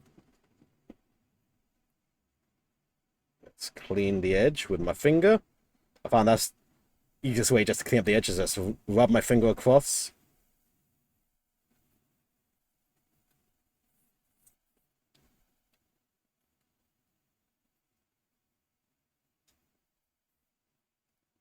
Okay. Let's see, it needs a little bit more around here. It's looking a bit thin.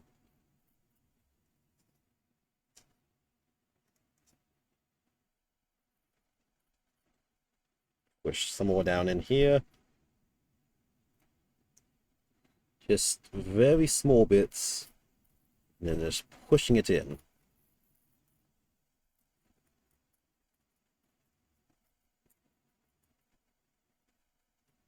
Yep.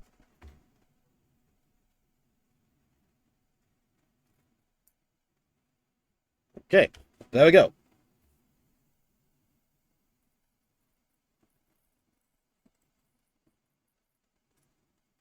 There we go. Carefully based around a very hard to reach around figure, and I just let's get a little bit more around this foot.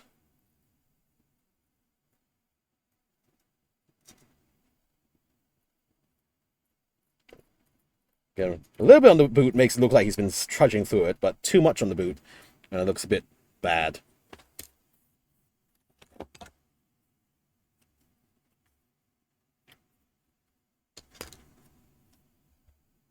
Scrape a bit more of that off there, if I can.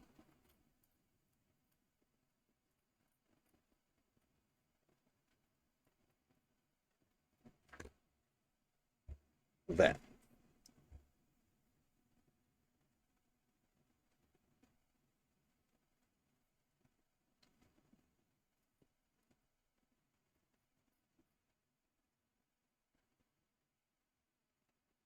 Okay, there we go.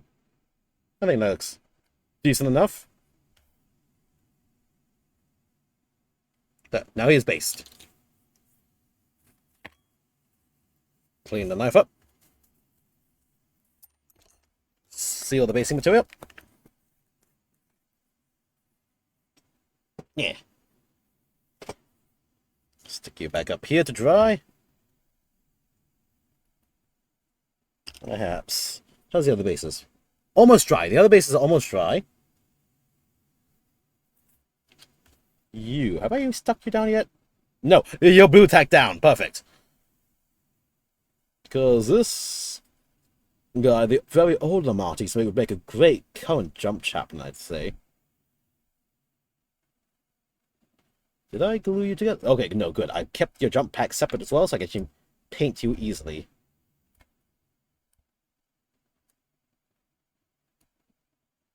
Yeah. Head glued on. That glued on, glued on. Okay, OSX glued on.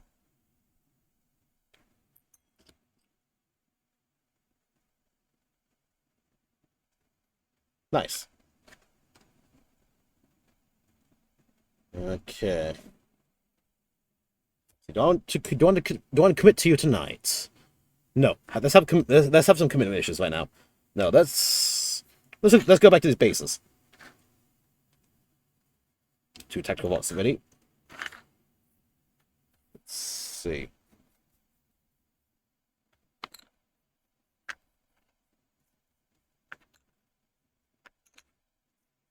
Okay. What's that little spot there? Bit of a red support fragment. Get off. Get out of there. Get. Okay, no man, I'll just paint over you or something instead. Try. Dry enough.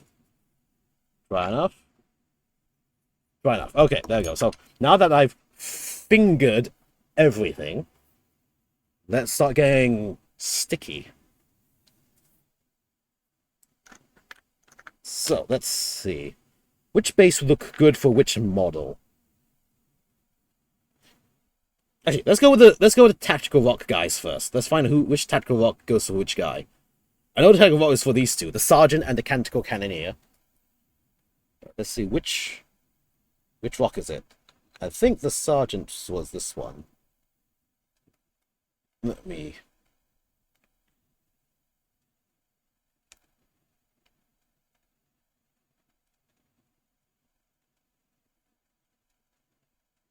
Let's see. He saw the balance on that one. How about the biggest? You'd think the sergeant would have the bigger rock. Let's find out. Okay, saw the balance on both. But actually, oh shit! You also have to see which canticle cannoneer might have though, because of just which side the foot is on.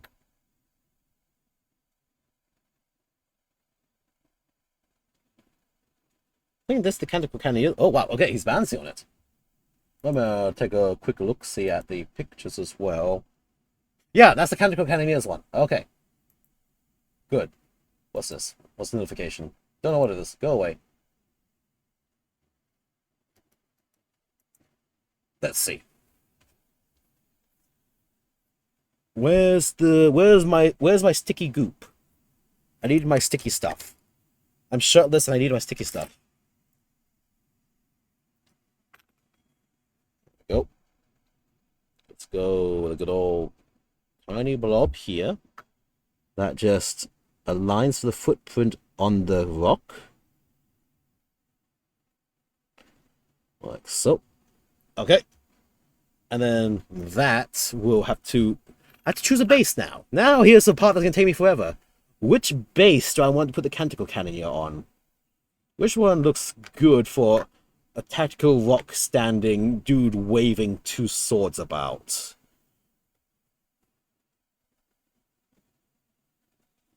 Actually, also, because of how the models are classified, two of them are called purifiers, right? Yeah, there's two purifiers. And there's two rocks with this sort of gravity look. So I think I'll put the two purifiers on this. So that is grenade guy and flamethrower guy. Okay, so bases have been assigned to these two already. These two obviously are for the two leaders. So then, Canticle Cannoneer. He's part of the main squad, I do believe. Let's take a look and see.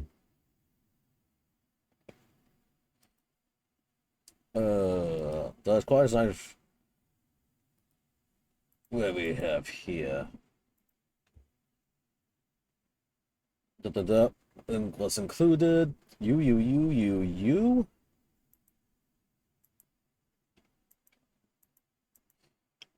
Okay, so he's part of the Red Choir Infantry. Okay.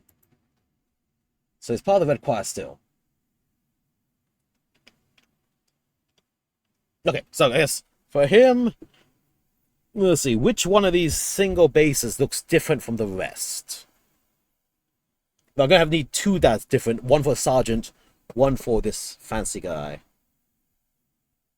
Let's see. These two have a sort of one rock that's overhanging the side. But also, these two have like round curved rocks to them. While these others are more straight-like. Well, this one's sort of curved as well. So we've got straight rock bases, curved rock bases, 3 curved rock bases. So I think, let's see.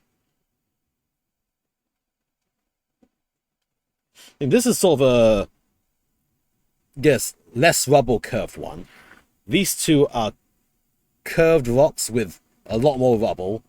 So those will be good for the tactical rock Sergeant and the Canticle Cannoneer. So yeah, okay, let's go with these two for these two.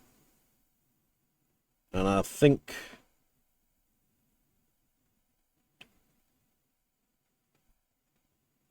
Good. Which one does he look better on?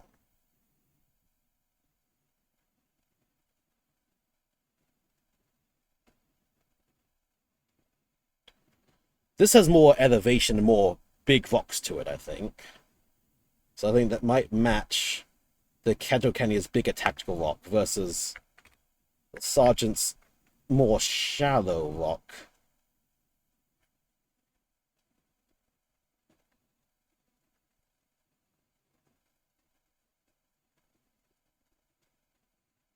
So, although this one stands better here.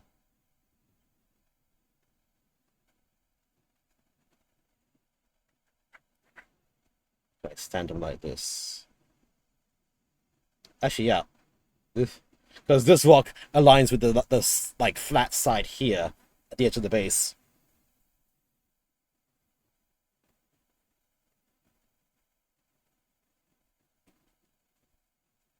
Yeah, okay, I like this one. Okay, there we go. Let's go with it. I'm committing to it. I am rejecting the commitment issues and going for it. Spots of glue. And send it. Bammo. Ha ha. He is now based. His body is centered. That's all that matters. Good. Okay. Let's now do the sergeant. Sergeant. Stormtrooper. Quirist. Red Quirist. Red Quirist. Red Quirist. Boom. Okay. Yep. Don't you glue to my base map. Yep. Take it around. Stick his foot on it. There we go. Okay. He's on that. I guess this will...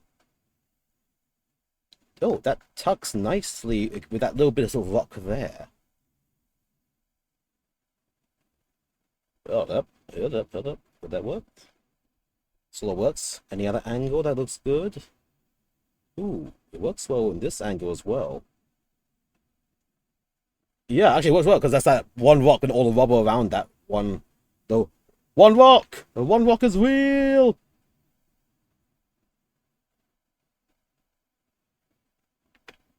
Yeah, okay, here we go. I like this. I like that. Commitment! Engaging.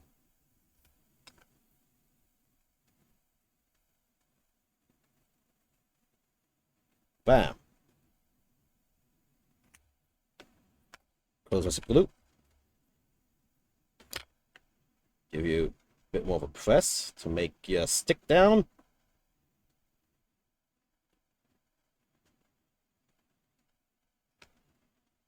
There we go. Two base the dudes. I'll let the super glue dry for a bit first, and I'll then darken down the tactical rocks with the brown wash to make it match with it. And here we go. Okay. And also then do the black trims around all the bases. Okay. Might as well just do these other guys here. Let's get a nice position for you, like that. Let's do it.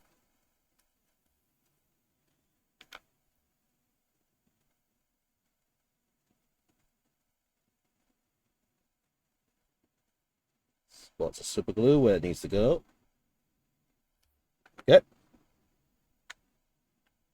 And stick them down.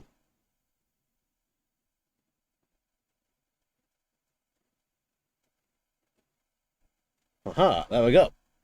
Ah, shit. So I was focused on this. I didn't realize the camera was just misfocusing.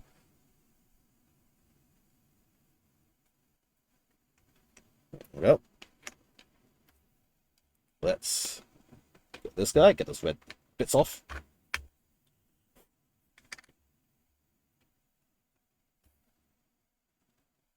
Super glue, super glue. And stick him down.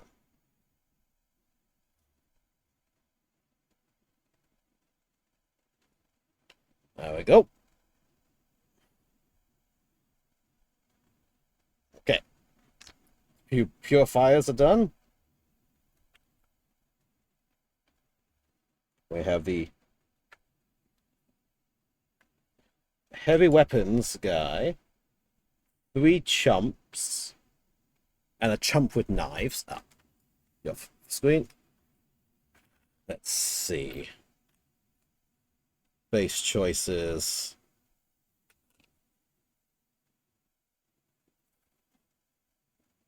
We got 3 with tall rubber bits. Where is 3 with piles of small rubber bits. 1 with a overhang bit, and 1 mostly clear. I think mostly clear will go for the knife guy. The 3 with small rubber bits will go to the 3 regular dudes. And the 1 with a big rubber piece will be for the heavy weaponer. There we go. Okay. Let us just start sticking them on.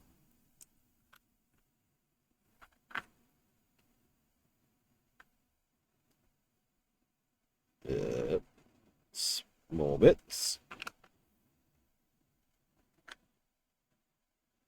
Stick.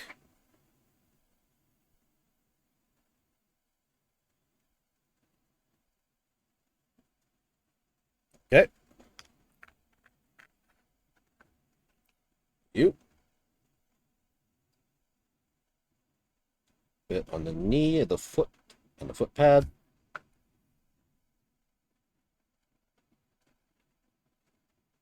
Stick.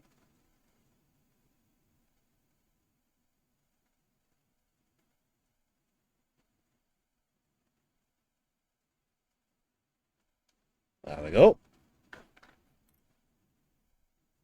You. Just a little bit on the foot pads.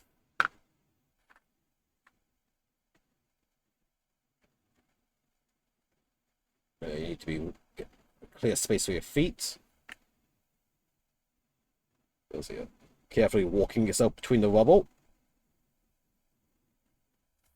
Nice. Our boss posing ping guy with his twin swords. He wants to take over the job of the Canto Cannoneer. Ah.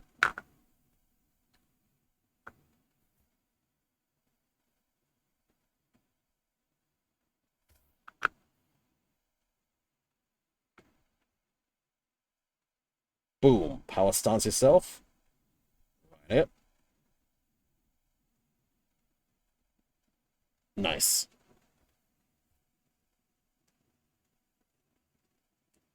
Perfect. Heavy gunner.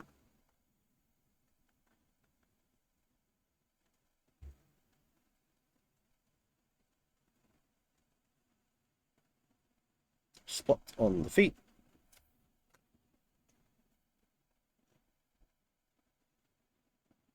And right, so.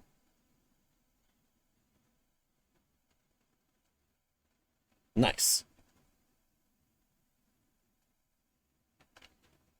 Now, for the 2 leader units, which base do they deserve each?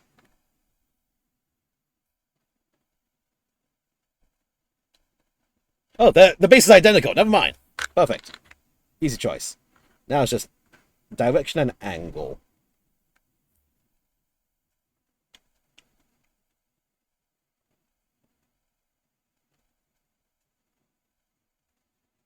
Let's see. Do I want it busier in front or busier behind him?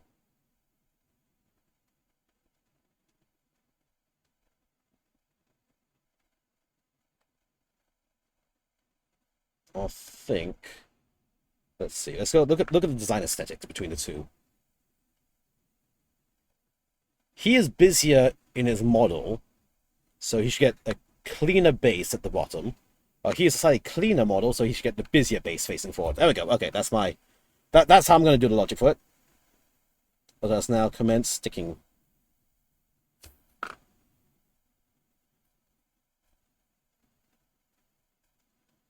Bammo.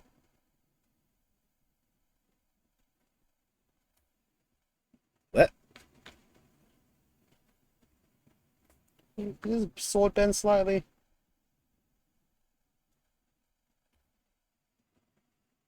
There we go, that straightened it out. Then now, the cleric marshal.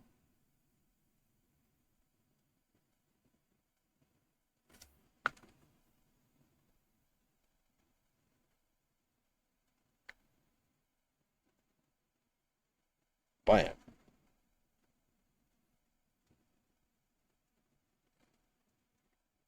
There we go. Okay. The dudes are based. What's got to left to do is blacken the rims, let it dry, and then the red choir will also be done.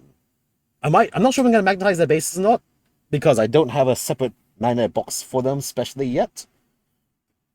Although probably that should be a good case. I don't think I want these guys clattering around in a plastic box. So, see, the bases I was provided were hollowed after we moved the sports. It's hollowed out inside, so you can probably put a small magnet in to stick them around. So I think I'll get some mags and magnetize them later. But for now, let us see. Let us see. Hum.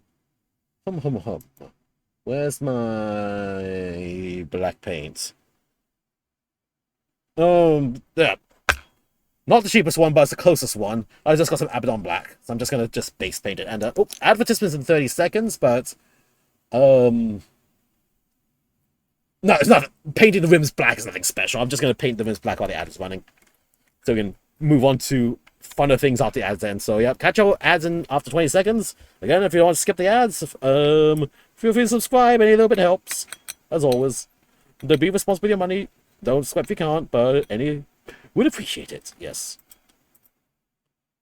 Anyway, let's dampen a bit. Let us dunk. And dunk and spread.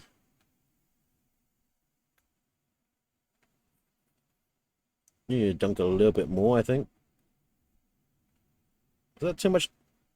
That might have been too much water. Let's go back and get a bit more paint.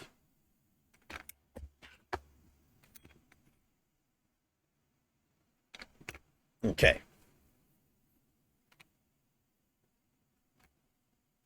So now let's get rimming.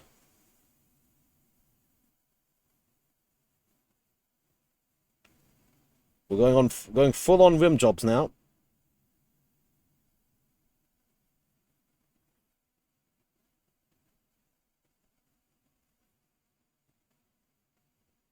Right around.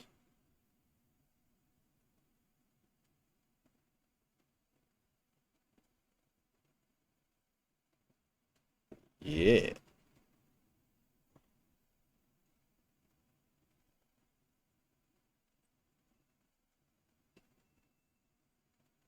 Okay. I was off center. Well, I was off center, but also was the ad break anyway, so... Haha. Anyway.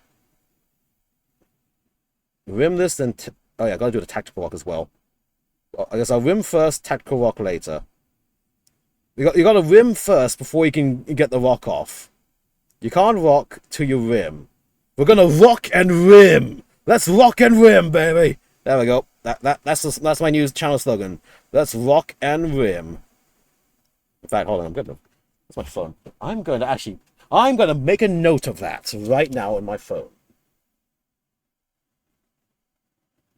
Let's see. Notes. No, that's the taxes. Let's rock and rim. Channel slogan. There we go. Rock and rim!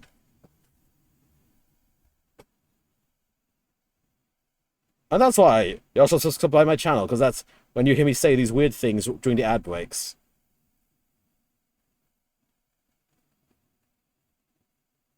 Of course, me telling to do that to the people who are not seeing me right now.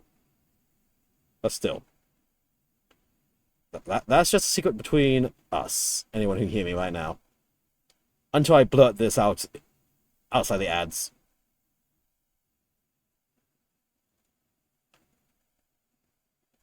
Go. Let's even this out a bit. Boop. Spot more water. We'll load it. We're going for the third rim job. Oh yeah.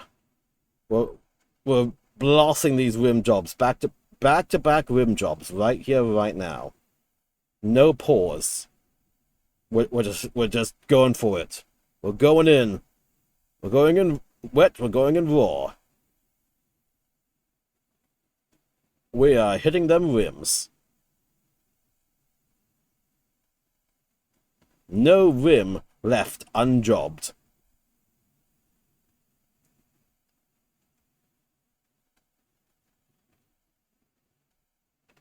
Welcome back for the adverts. What you heard is exactly what I intended you for here. Here, that's that. I'm rimming these jobs, and I'm jobbing these rims.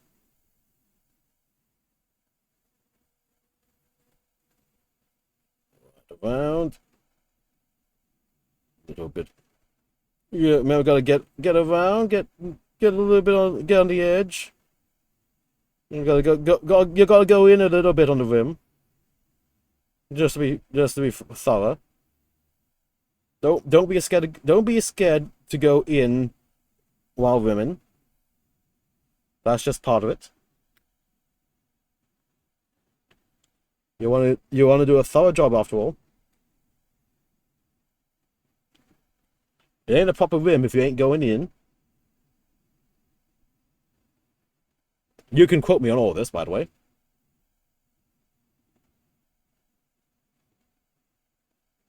There we go. All the way around.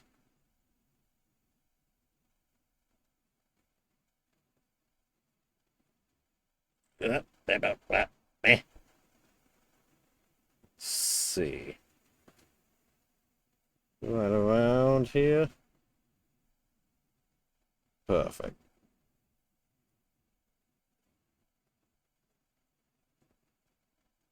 You are now limmed nicely. Limmed and cleaned. Around here. Not sure if I loaded too much on the brush. Just push it along if I did. Oh, we got a little bit more inner rim action here.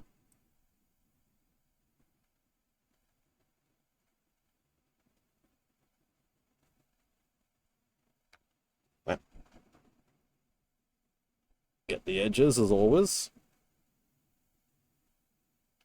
You can still edge as you rim. I'd say that is almost a required experience. Always edge while rimming. Especially when you're going in as well. Going all in on the rim.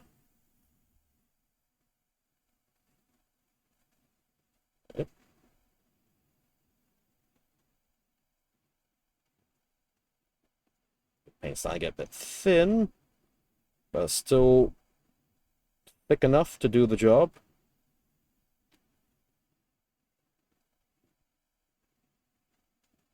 Come on, just finish this rim, and then we can have a recharge for the next rim.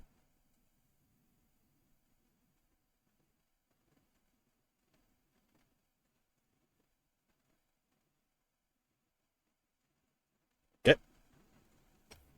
Quick recharge. Quick a quick interim. Yeah. Yeah. But it's the interim. Get it, huh? Because we're into rims. We're recharging between the rims. You should be proud of me. And you should rim me. I mean, I should rim you. I mean, get rimmed, asshole. Because that is what's getting rimmed. Yours and or my asshole.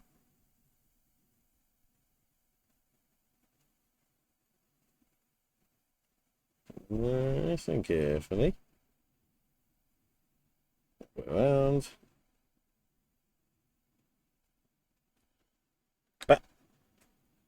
You.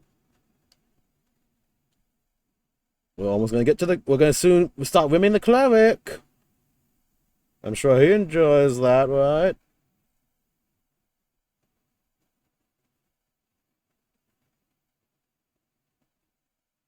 Let's get around this.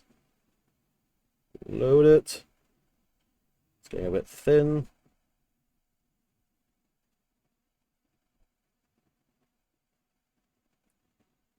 Bam. Alright, cleric. Let's get rimming on this cleric.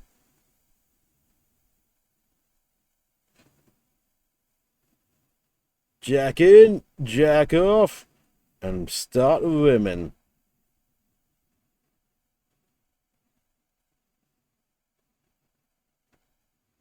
Yeah.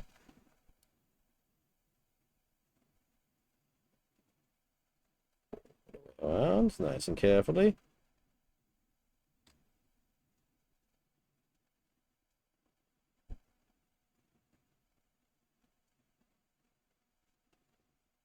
Oh, it's getting a bit thin here. I need to enhance the rimming. This is a bigger hole. I haven't rimmed this size before. We gotta go all the way.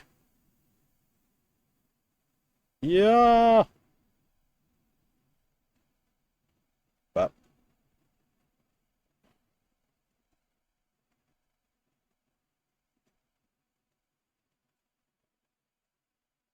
okay. One more massive rim. Load it. And slather it generously. Just. We're going in.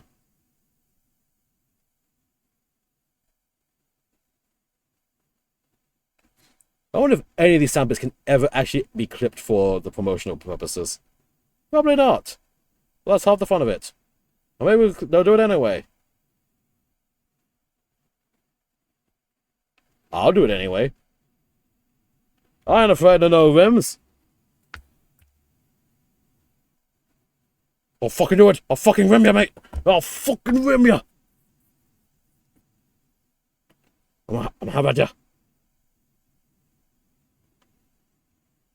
Let's get this all the way around.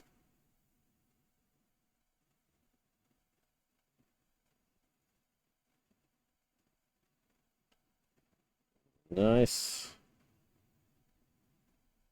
Eh. Way along. Okay. Clean the brush. Dry it off.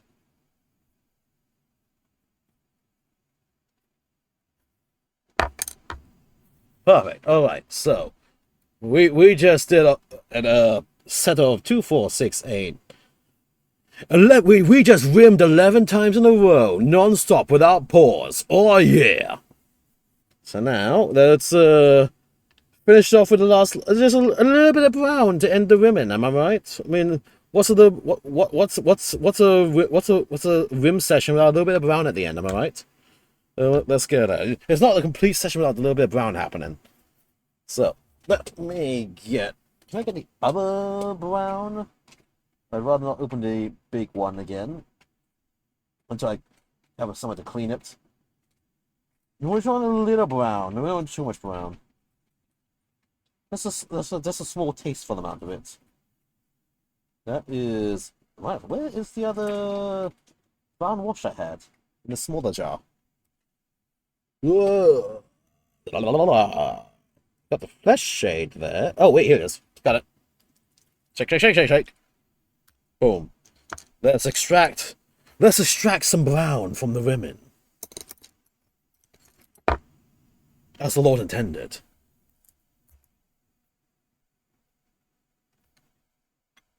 Just dollop a bunch of this aggregate shade on, and I'm just going to directly apply it to the tactical rock to tint it down. And it can then blend in with the basing material after.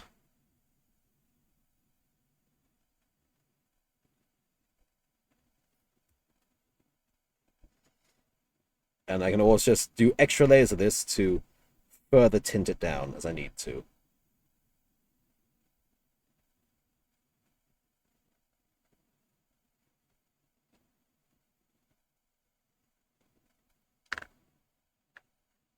There we go, let's feather in this to the edges here.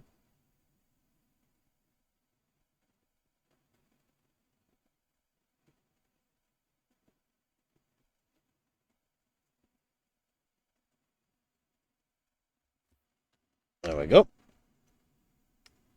Leave that to dry first. Let's brown this guy up. So long.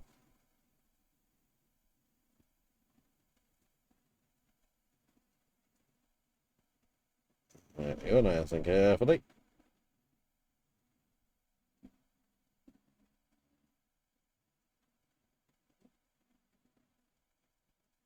Let's blend that in with existing.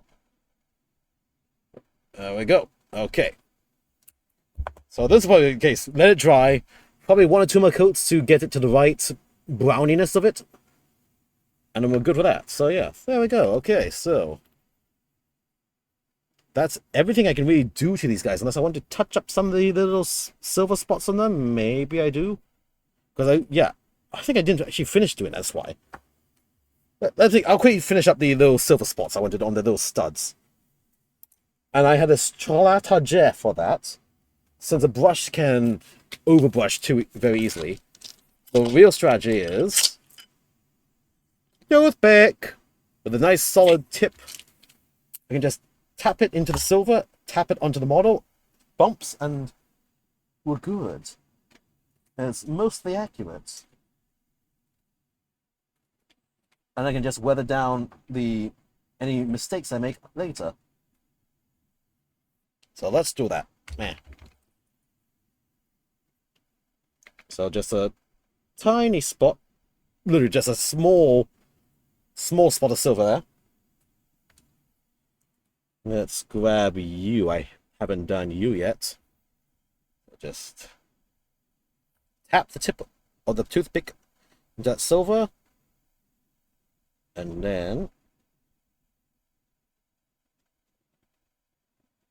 tap the very tips of the little studs on the armor.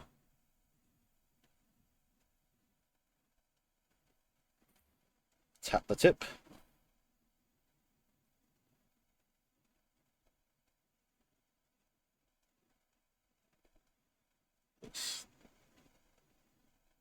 We're doing a lot of we're doing tip to tip action now.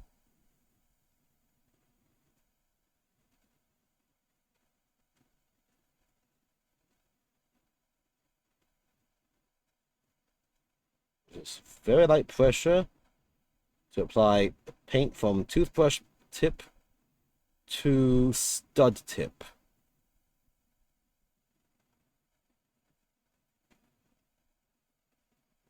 There we go. Not sure if you can see it. I think I see. Yeah, now we can see it when it's closer to the camera. Just the final little touch.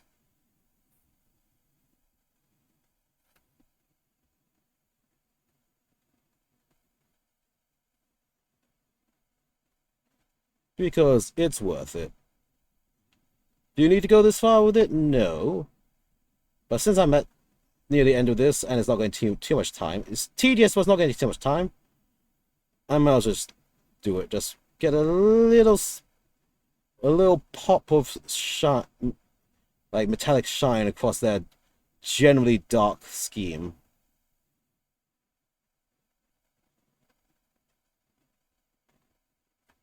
Oh, a little bit more onto the toothbrush.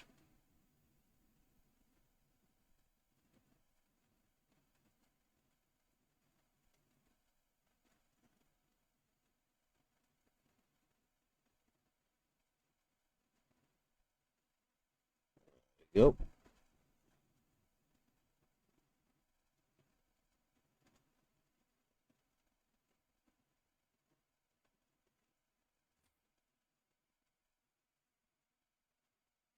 I'm trying to do it on topmost surface, facing away.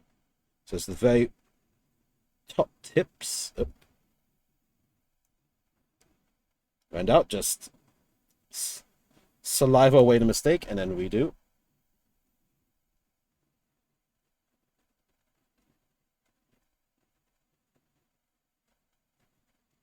Yep.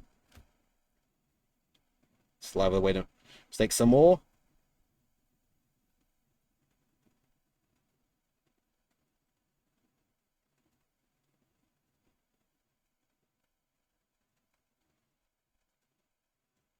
Getting a spot of wash later to re-block darken the lower sections. We'll fix that up.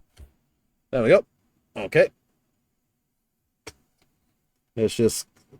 Who else did I not fully dot out? Okay. Alright, so I gotta dot these guys. Let's start dotting.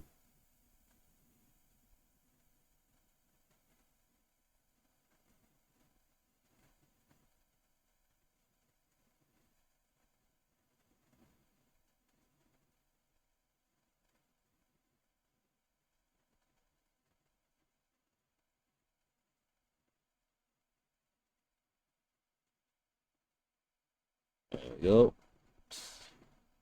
So I'm getting a bit quiet. It's just I'm focusing on getting all of the armor stud dots.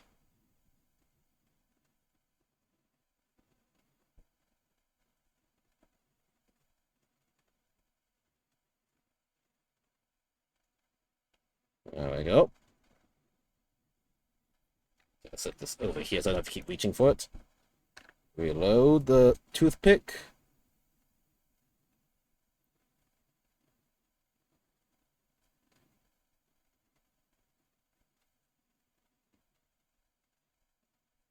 Go very carefully.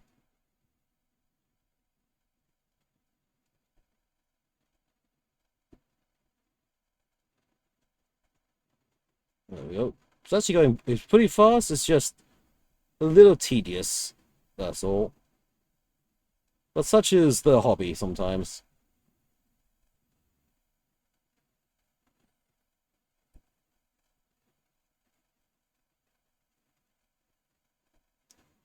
Now, if I was smart about this, what I should have done is actually do the entire thing in silver, and then I do a red wash over it, because the wash will fill the recessed area, but I'll leave the topmost bump mostly silver, and then I wouldn't actually have to go through this.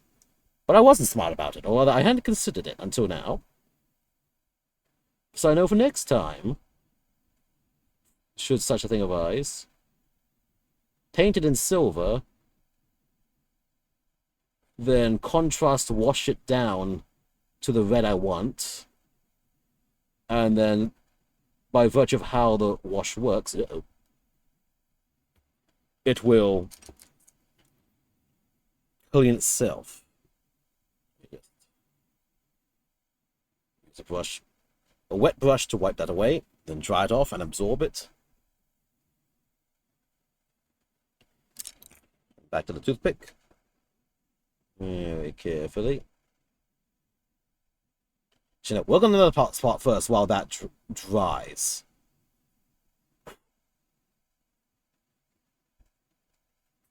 Like your loincloth here, actually. Or your loin armor. Your loins. Let me touch tips with your loin, baby.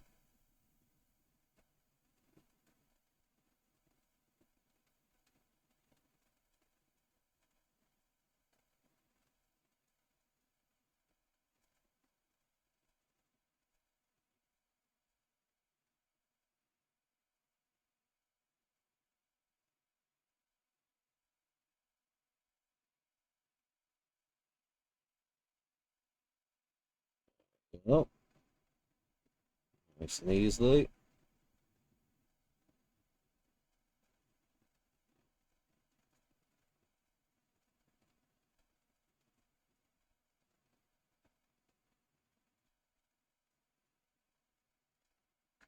Your chest.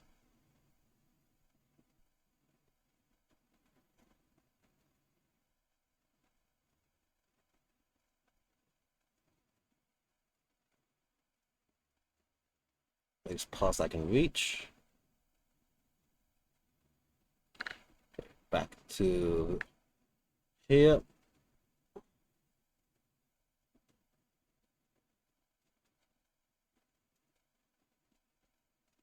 Okay. You need a bit more of it.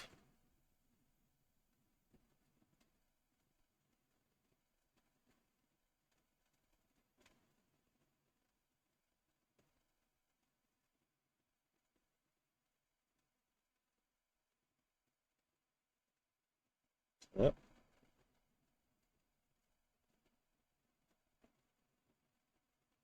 Yep. The messy one I'm here, I'm going to try to do just a wash over it to just see how it cleans up. Otherwise, I can just tap the red later to fix it up as well.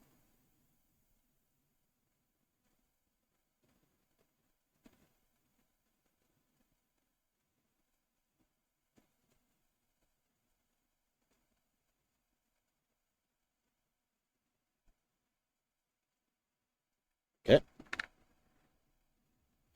Get a bit more silver. It's drying out on the palette. That's a bit too much, honestly, but oh well.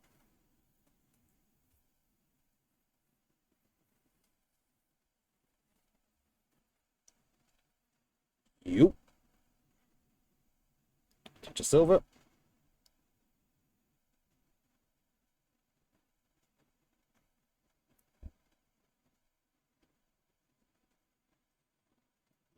Go. Very careful.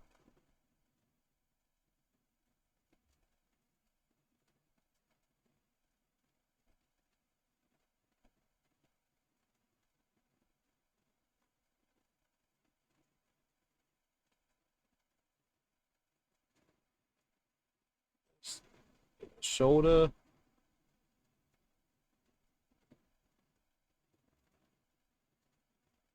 Side.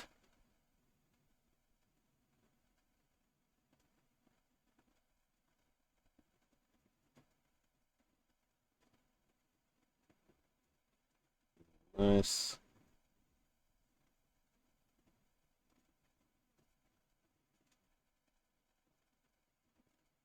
Sit around.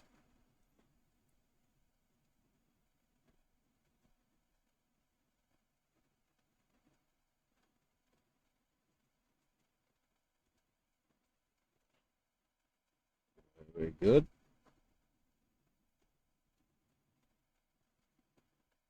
Nice.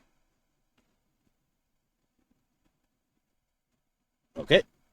He's been dotted up. Yep.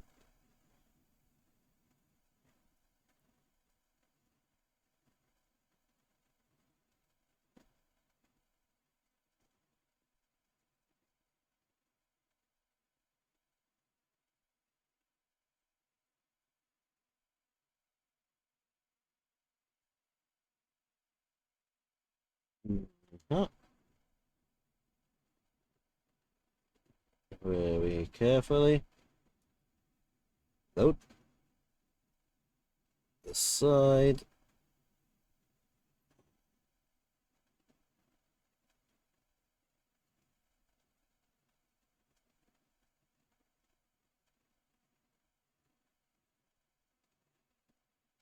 Then all these side skirt bits. Load a bit.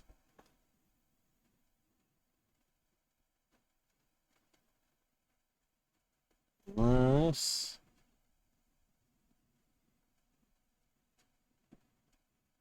This side. Load.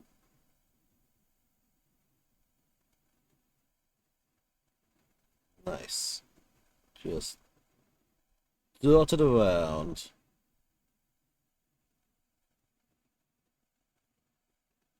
Yeah. Aha. Some of your chest can be seen. Just dot those. Nice. Alright.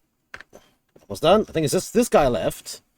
And then it's just stick some wash on the things that need fixing. And then we're good. We're Gucci.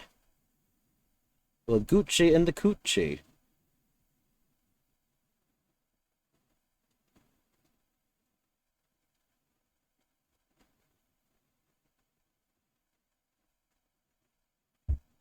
So yeah, pro tip. A toothpick makes a good paintbrush, especially for very controlled detail markings like this.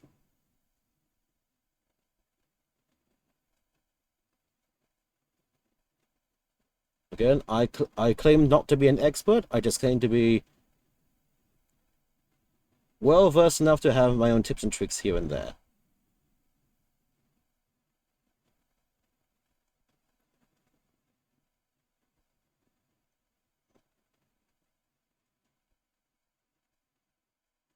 Go. Just dot these.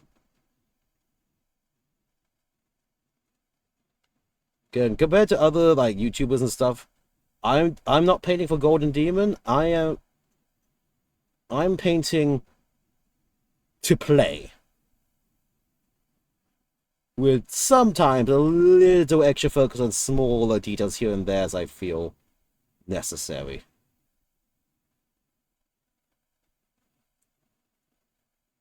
Or by personal preference.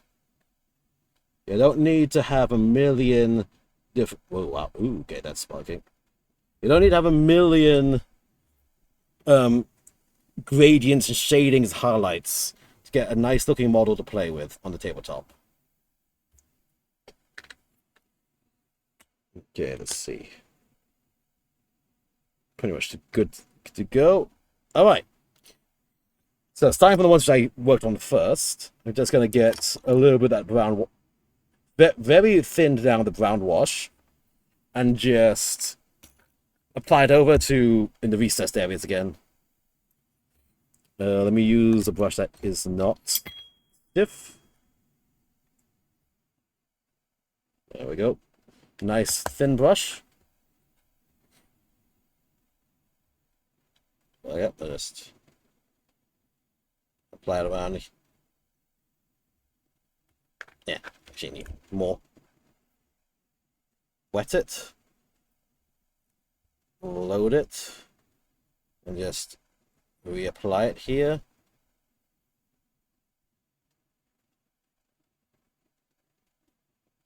There we go. Just darken around the silver spots without actually darkening the tips.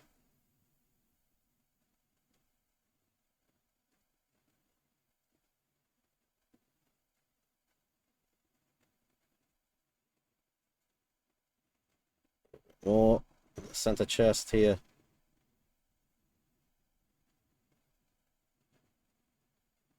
Nice. Okay. This is the thing, yeah. Further away from the camera you can't see it. Closer you can see the sparkles and dots from the little ribbit details. The ribbit details. Ribbit. Okay, you had more mistakes. I'm going to give you a bit of a thicker coat of this.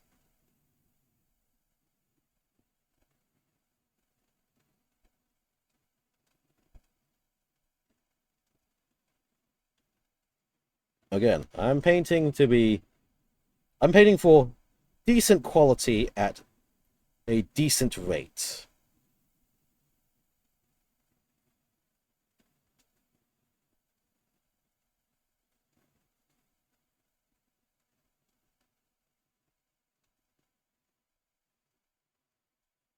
Nope.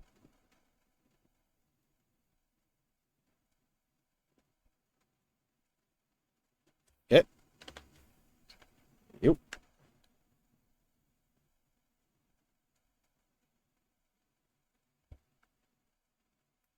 Also, this is giving a bit more contrast to the darkened armor parts versus the lighter red robes and stuff.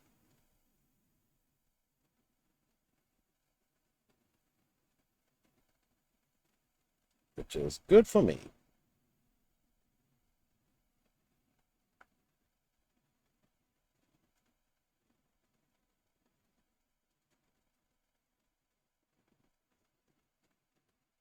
I think your scabbards need a little bit more of this as well.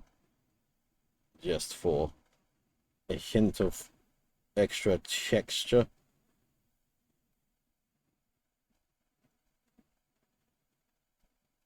There we go. Okay.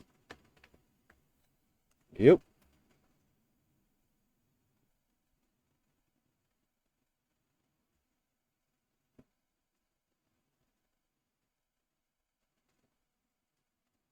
Nice and carefully.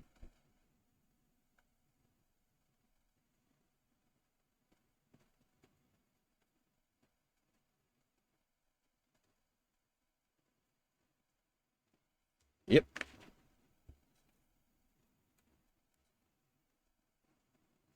Dunk and apply. A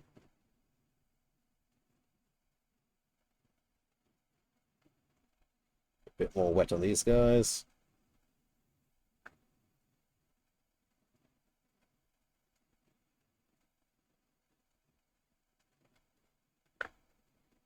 That almost knocked over that thing. Yep. You.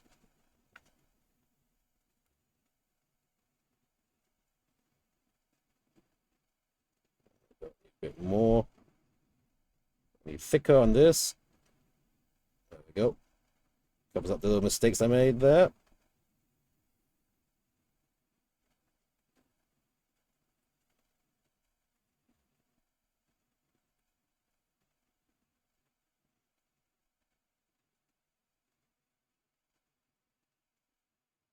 Yeah, this needs a There's a bunch of mistakes, so I'm just going to go much thicker with it here, just to really hide the extra silver that got on.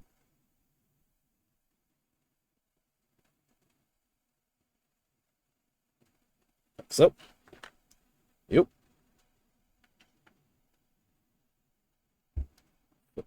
Touch it. Sweep it.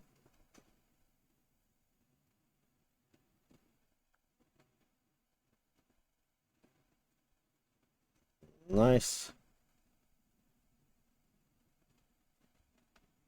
Yep. Almost done. There we go. Just swipe it.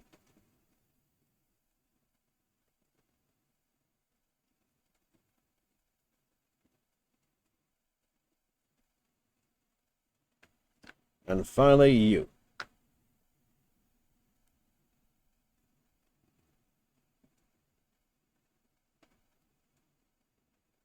Nice.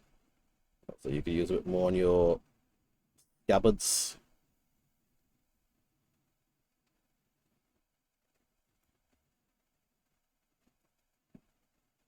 Of course, all this armor. And the side armors.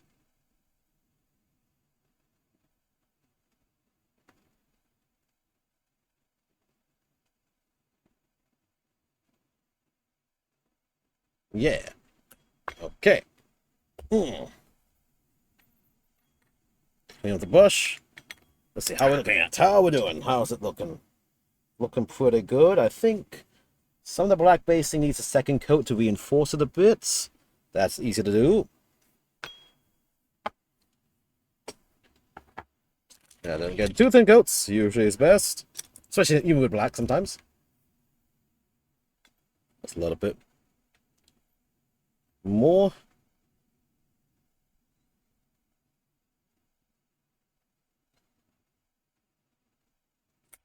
Oh, that looks like enough. Starting with you. Grab you.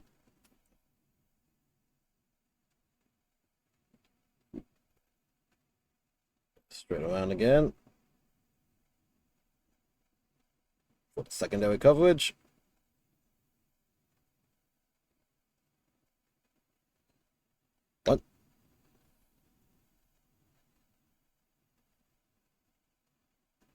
And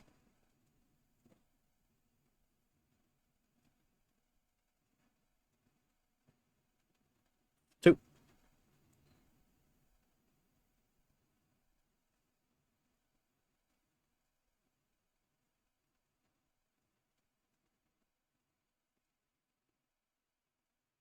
3,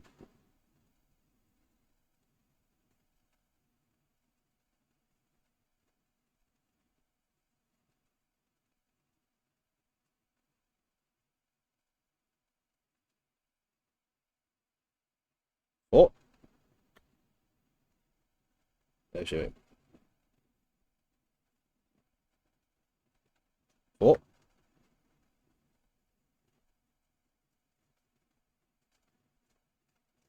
Oh,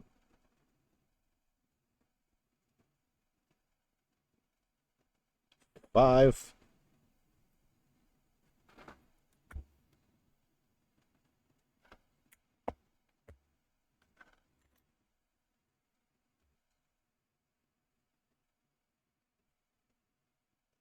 3.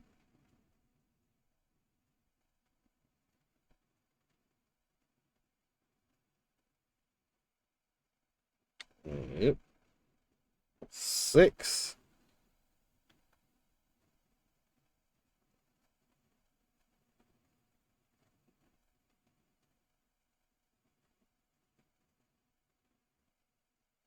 7. 6, 7.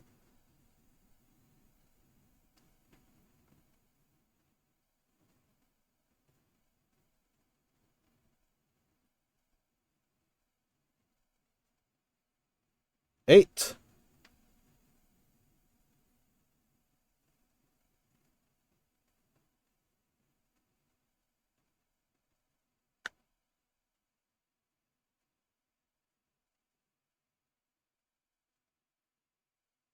9. You.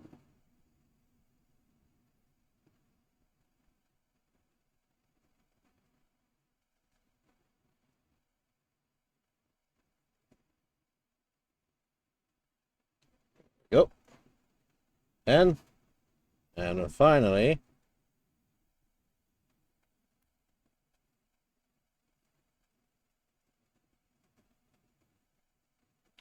well,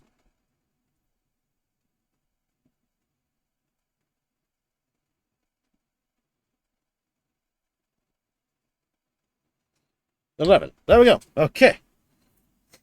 Whew. Time to clean up my brushes before I do anything else. If I do anything else, let's see. Ooh, it's almost midnight. I might call it soon. We'll see. There you go. So we got all the Red Choir fully painted up. There's anything more. Oh, whoa, hey, oh, hey, come back here. Stand and fight. Your duty's not done, brother. Stay. Whoa, hey. Come on. I said stay. Anyway, let's see. What else did I want to do at this time? Oh, actually, no, I've got... Are you dry enough? Ah, you are dry enough. Okay, you're dry enough. Let me just quickly, while I'm here, just do my Terminator librarians. Little bit more. Let me get a dark gray to work with.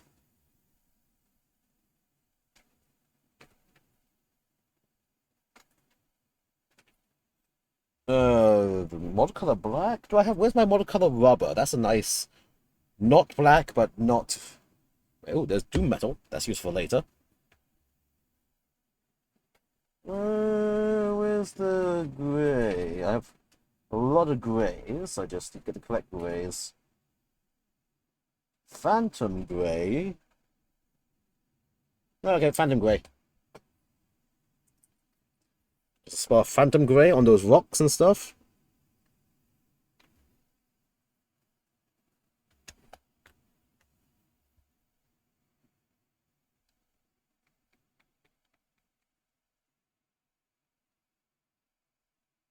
Oh.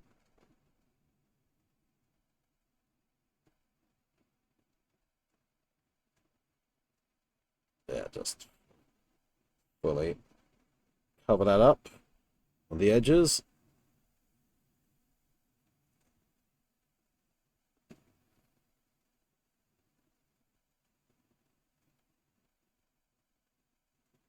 That rock has come out.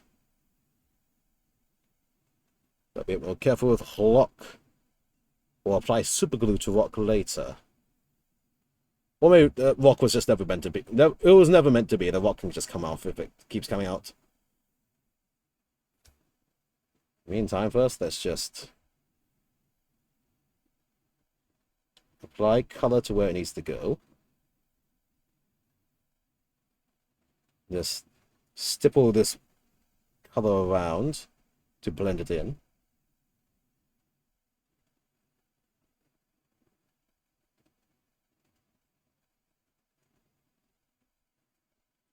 Whoop.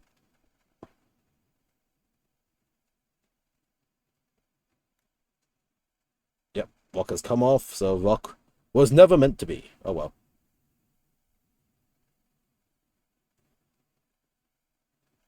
Yes.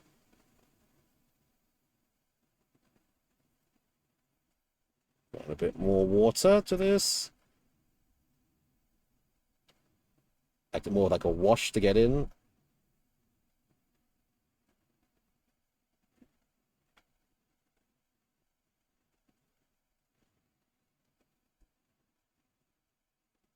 So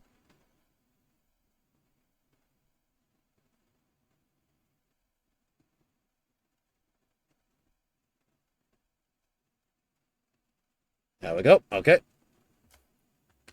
Clean off the brush. Dry it off. And then I got to black rim this. I think for this black rim, because I want to do it fast, I'm just going to do some black primer instead. Because primer is also still a paint.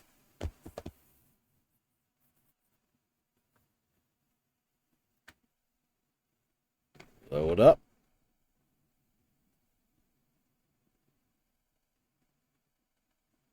There we go. Since this was very primed lightly with the airbrush before, the black primer is just acting as a nice thick base black coat to work off of. There we go.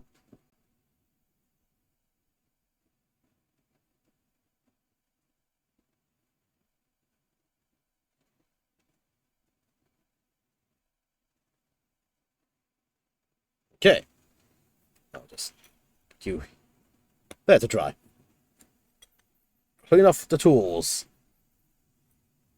Perfect. So, yay! I think I got some progress, decent progress. I got the progress I wanted done, and a little bit extra with my librarian. So huzzah! Actually, shit. I can while I'm at that, the other chaplain. Also, for any bit that the basic material that got into the side, I can just lightly go over the file to re-smoothen the surface.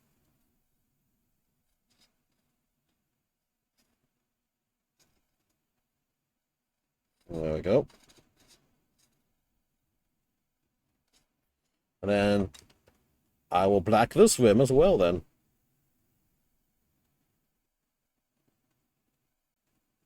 Oops, needs a bit more liquid. There we go.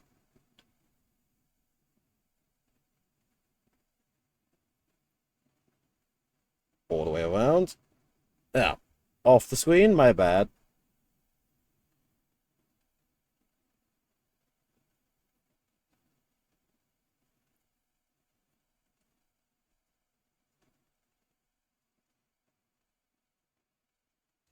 There we go. Okay, that rim is also blacked out. Took you here. As I'm running out of table space for these things to dry, I think we're going to be coming to a close with this. So huzzah! Again, Thank you for coming. Great, appreciate it. I'm just thinking, while I'm here, anything else I can do to these lads? Not really. They got dry, honestly. Just got dry. And I've run out of table space, as you can fucking see. Yeah. Wow, you live like this? Yes, I do when I'm streaming. Welcome to my desk. Yeah. Yeah, there we go. So, huzzah! The Red Choir fully made up and based to go alongside the Veilborn, who I finished off stream. Huzzah! So things to off stream is just going to be, I think, just maybe a quick matte coat on top of all these. I guess matte coat and semi-gloss coat on the armored guys. And then sticking magnets in to magnetize them to stick it in transport bases, and then yeah, done. So again, yeah, thank you for Voidwall Games for supplying the minis, as always. See the links in the pinned comment. But don't go away yet. We are going to see whom we can send the fun to at this time of night. Oh, hold on, wait, is there a thing I'm thinking. Have I forgotten to do something I want to do? Uno momento. Let me see. Done this minis. I did things this off-stream things already. I've done chaplain basing already. Librarian. They have fully painted. Let's see.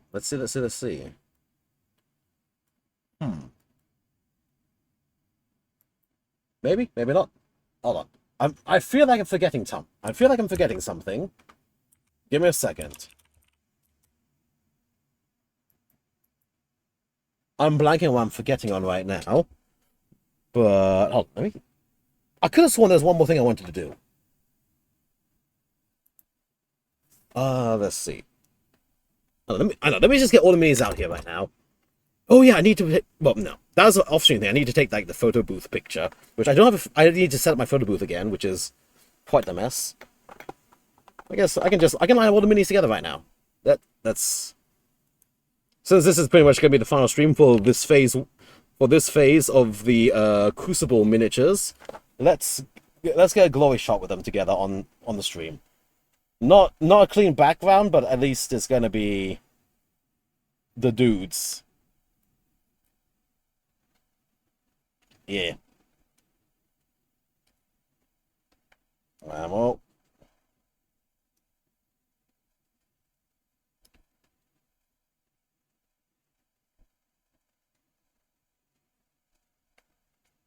There we go. The Red Choir. Can I get the angle? Yes. Whoa. Get the paint trays to the side. Absorb the liquid away as well. Paint trays off to the side.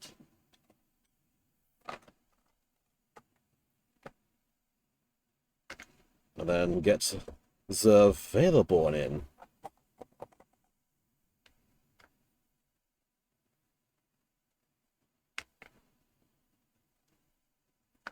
Yeah, hold on. Oh, hold on. I'm cooking with this, I think. Not sure I'm cooking with this. I will see. I'm cooking with something.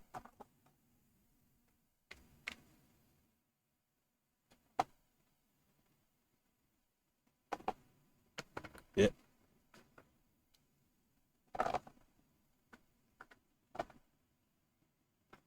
Haha, there we go. Okay.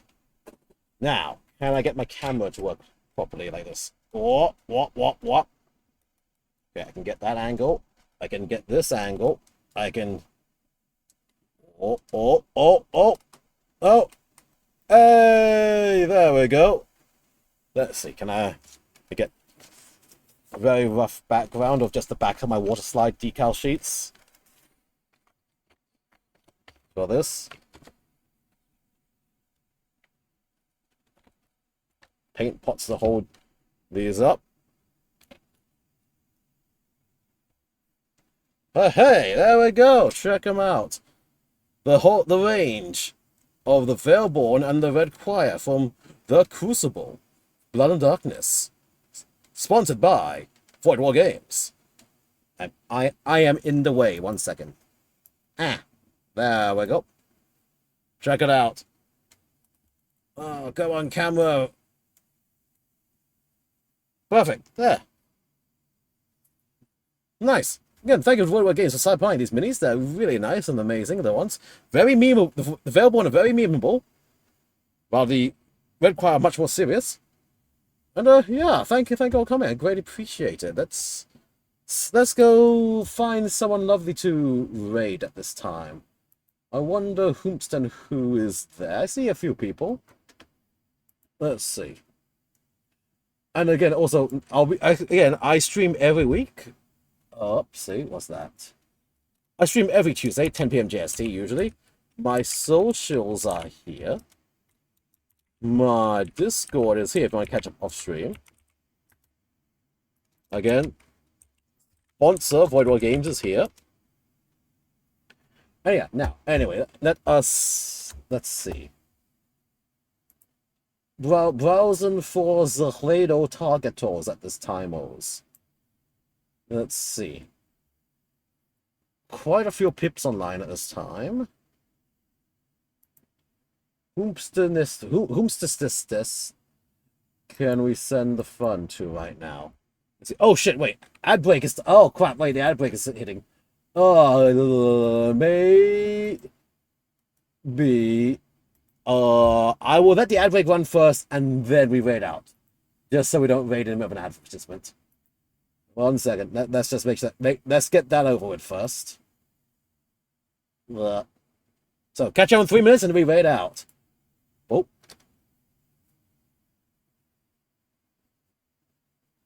Yeah, they'll get that triggered first. Okay. So, anyone who can still hear me right now, I'm just browsing for whomst there is at this time. And, ooh, what's all this? Ooh, the heck? That's a bunch of spam stuff there. Let's see. Let's look at the categories. Let's also look at the category I'm in as well. That would help. Can I click mine? See.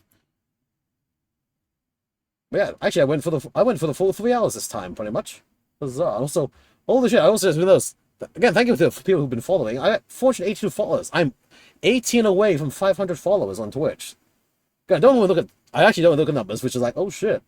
That's a milestone thing, and I have nothing prepared for a milestone because I only stream once a week and I barely have time off stream. But maybe I'll try to figure out something for.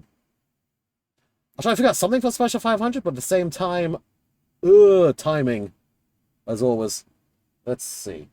There is a few peeps. Clicking and seeing, clicking. Oh, but that is my own stream. Because also, I shouldn't stay up to... Okay. Ah, crap. Damn it. No. I probably just should have raided before the ads hit, but now I'm committing to all the ads to go through first. But I should raid someone who I can just raid and run from, because I'm fucking tired. I survived only 3.5 hours of sleep today. It was just so hot last night. I kept waking up. It's like, oh, god damn. And it's going to be like that for the next few weeks, so... Let's see. Oh, I see. Let's go for my follower list. Who is online right now on followers list? Who isn't going to end soon as well? Browsing, looking. I'm looking. Most are not doing miniatures. Let's see. Let us look. Before the ads end, 20 seconds for me to choose someone. 20. You know. Ouch, that was loud. Maybe let's go this way. I think I've made them before, but recently, but you know what, let's just YOLO it. YOLO it! Welcome back, everybody, for the advertisements. We're waiting out now. Sorry it took me so long to pick. Indecisions at midnight, as always. Let's get the raid going. Slash raid. Boom! I'm gonna go see Oppish, who's doing some lovely art. And, lovely person. Actually, again, let me make the redeem it myself. Boom. What are you, stupid? Haven't you realized it's all in your imagination, you mega dork? Yeah, this very redeem was done by Mokiopi herself. Haha, I won in an art contest. So let's go say hello to Mokiopi. Let's get the raid message going. Raid message is going to be the community has come to step paint all over the floor. Happy balls, thank you very much, Toastman. Great, appreciate it. So yeah, phase 1 of the Crucible is fully painted. There is a phase 2 coming out soon, according to their Instagram and stuff. So let's just slam these emotes in because it's late and I need to sleep. So again, thank you for coming. Great, appreciate it. All my social stuff up there. And let's say hi to Milky Opie. And who's gonna away we go? You guys are drawings like Hutchin. Okay, Neshef, Mr. Daddy Footman. Away we go. No.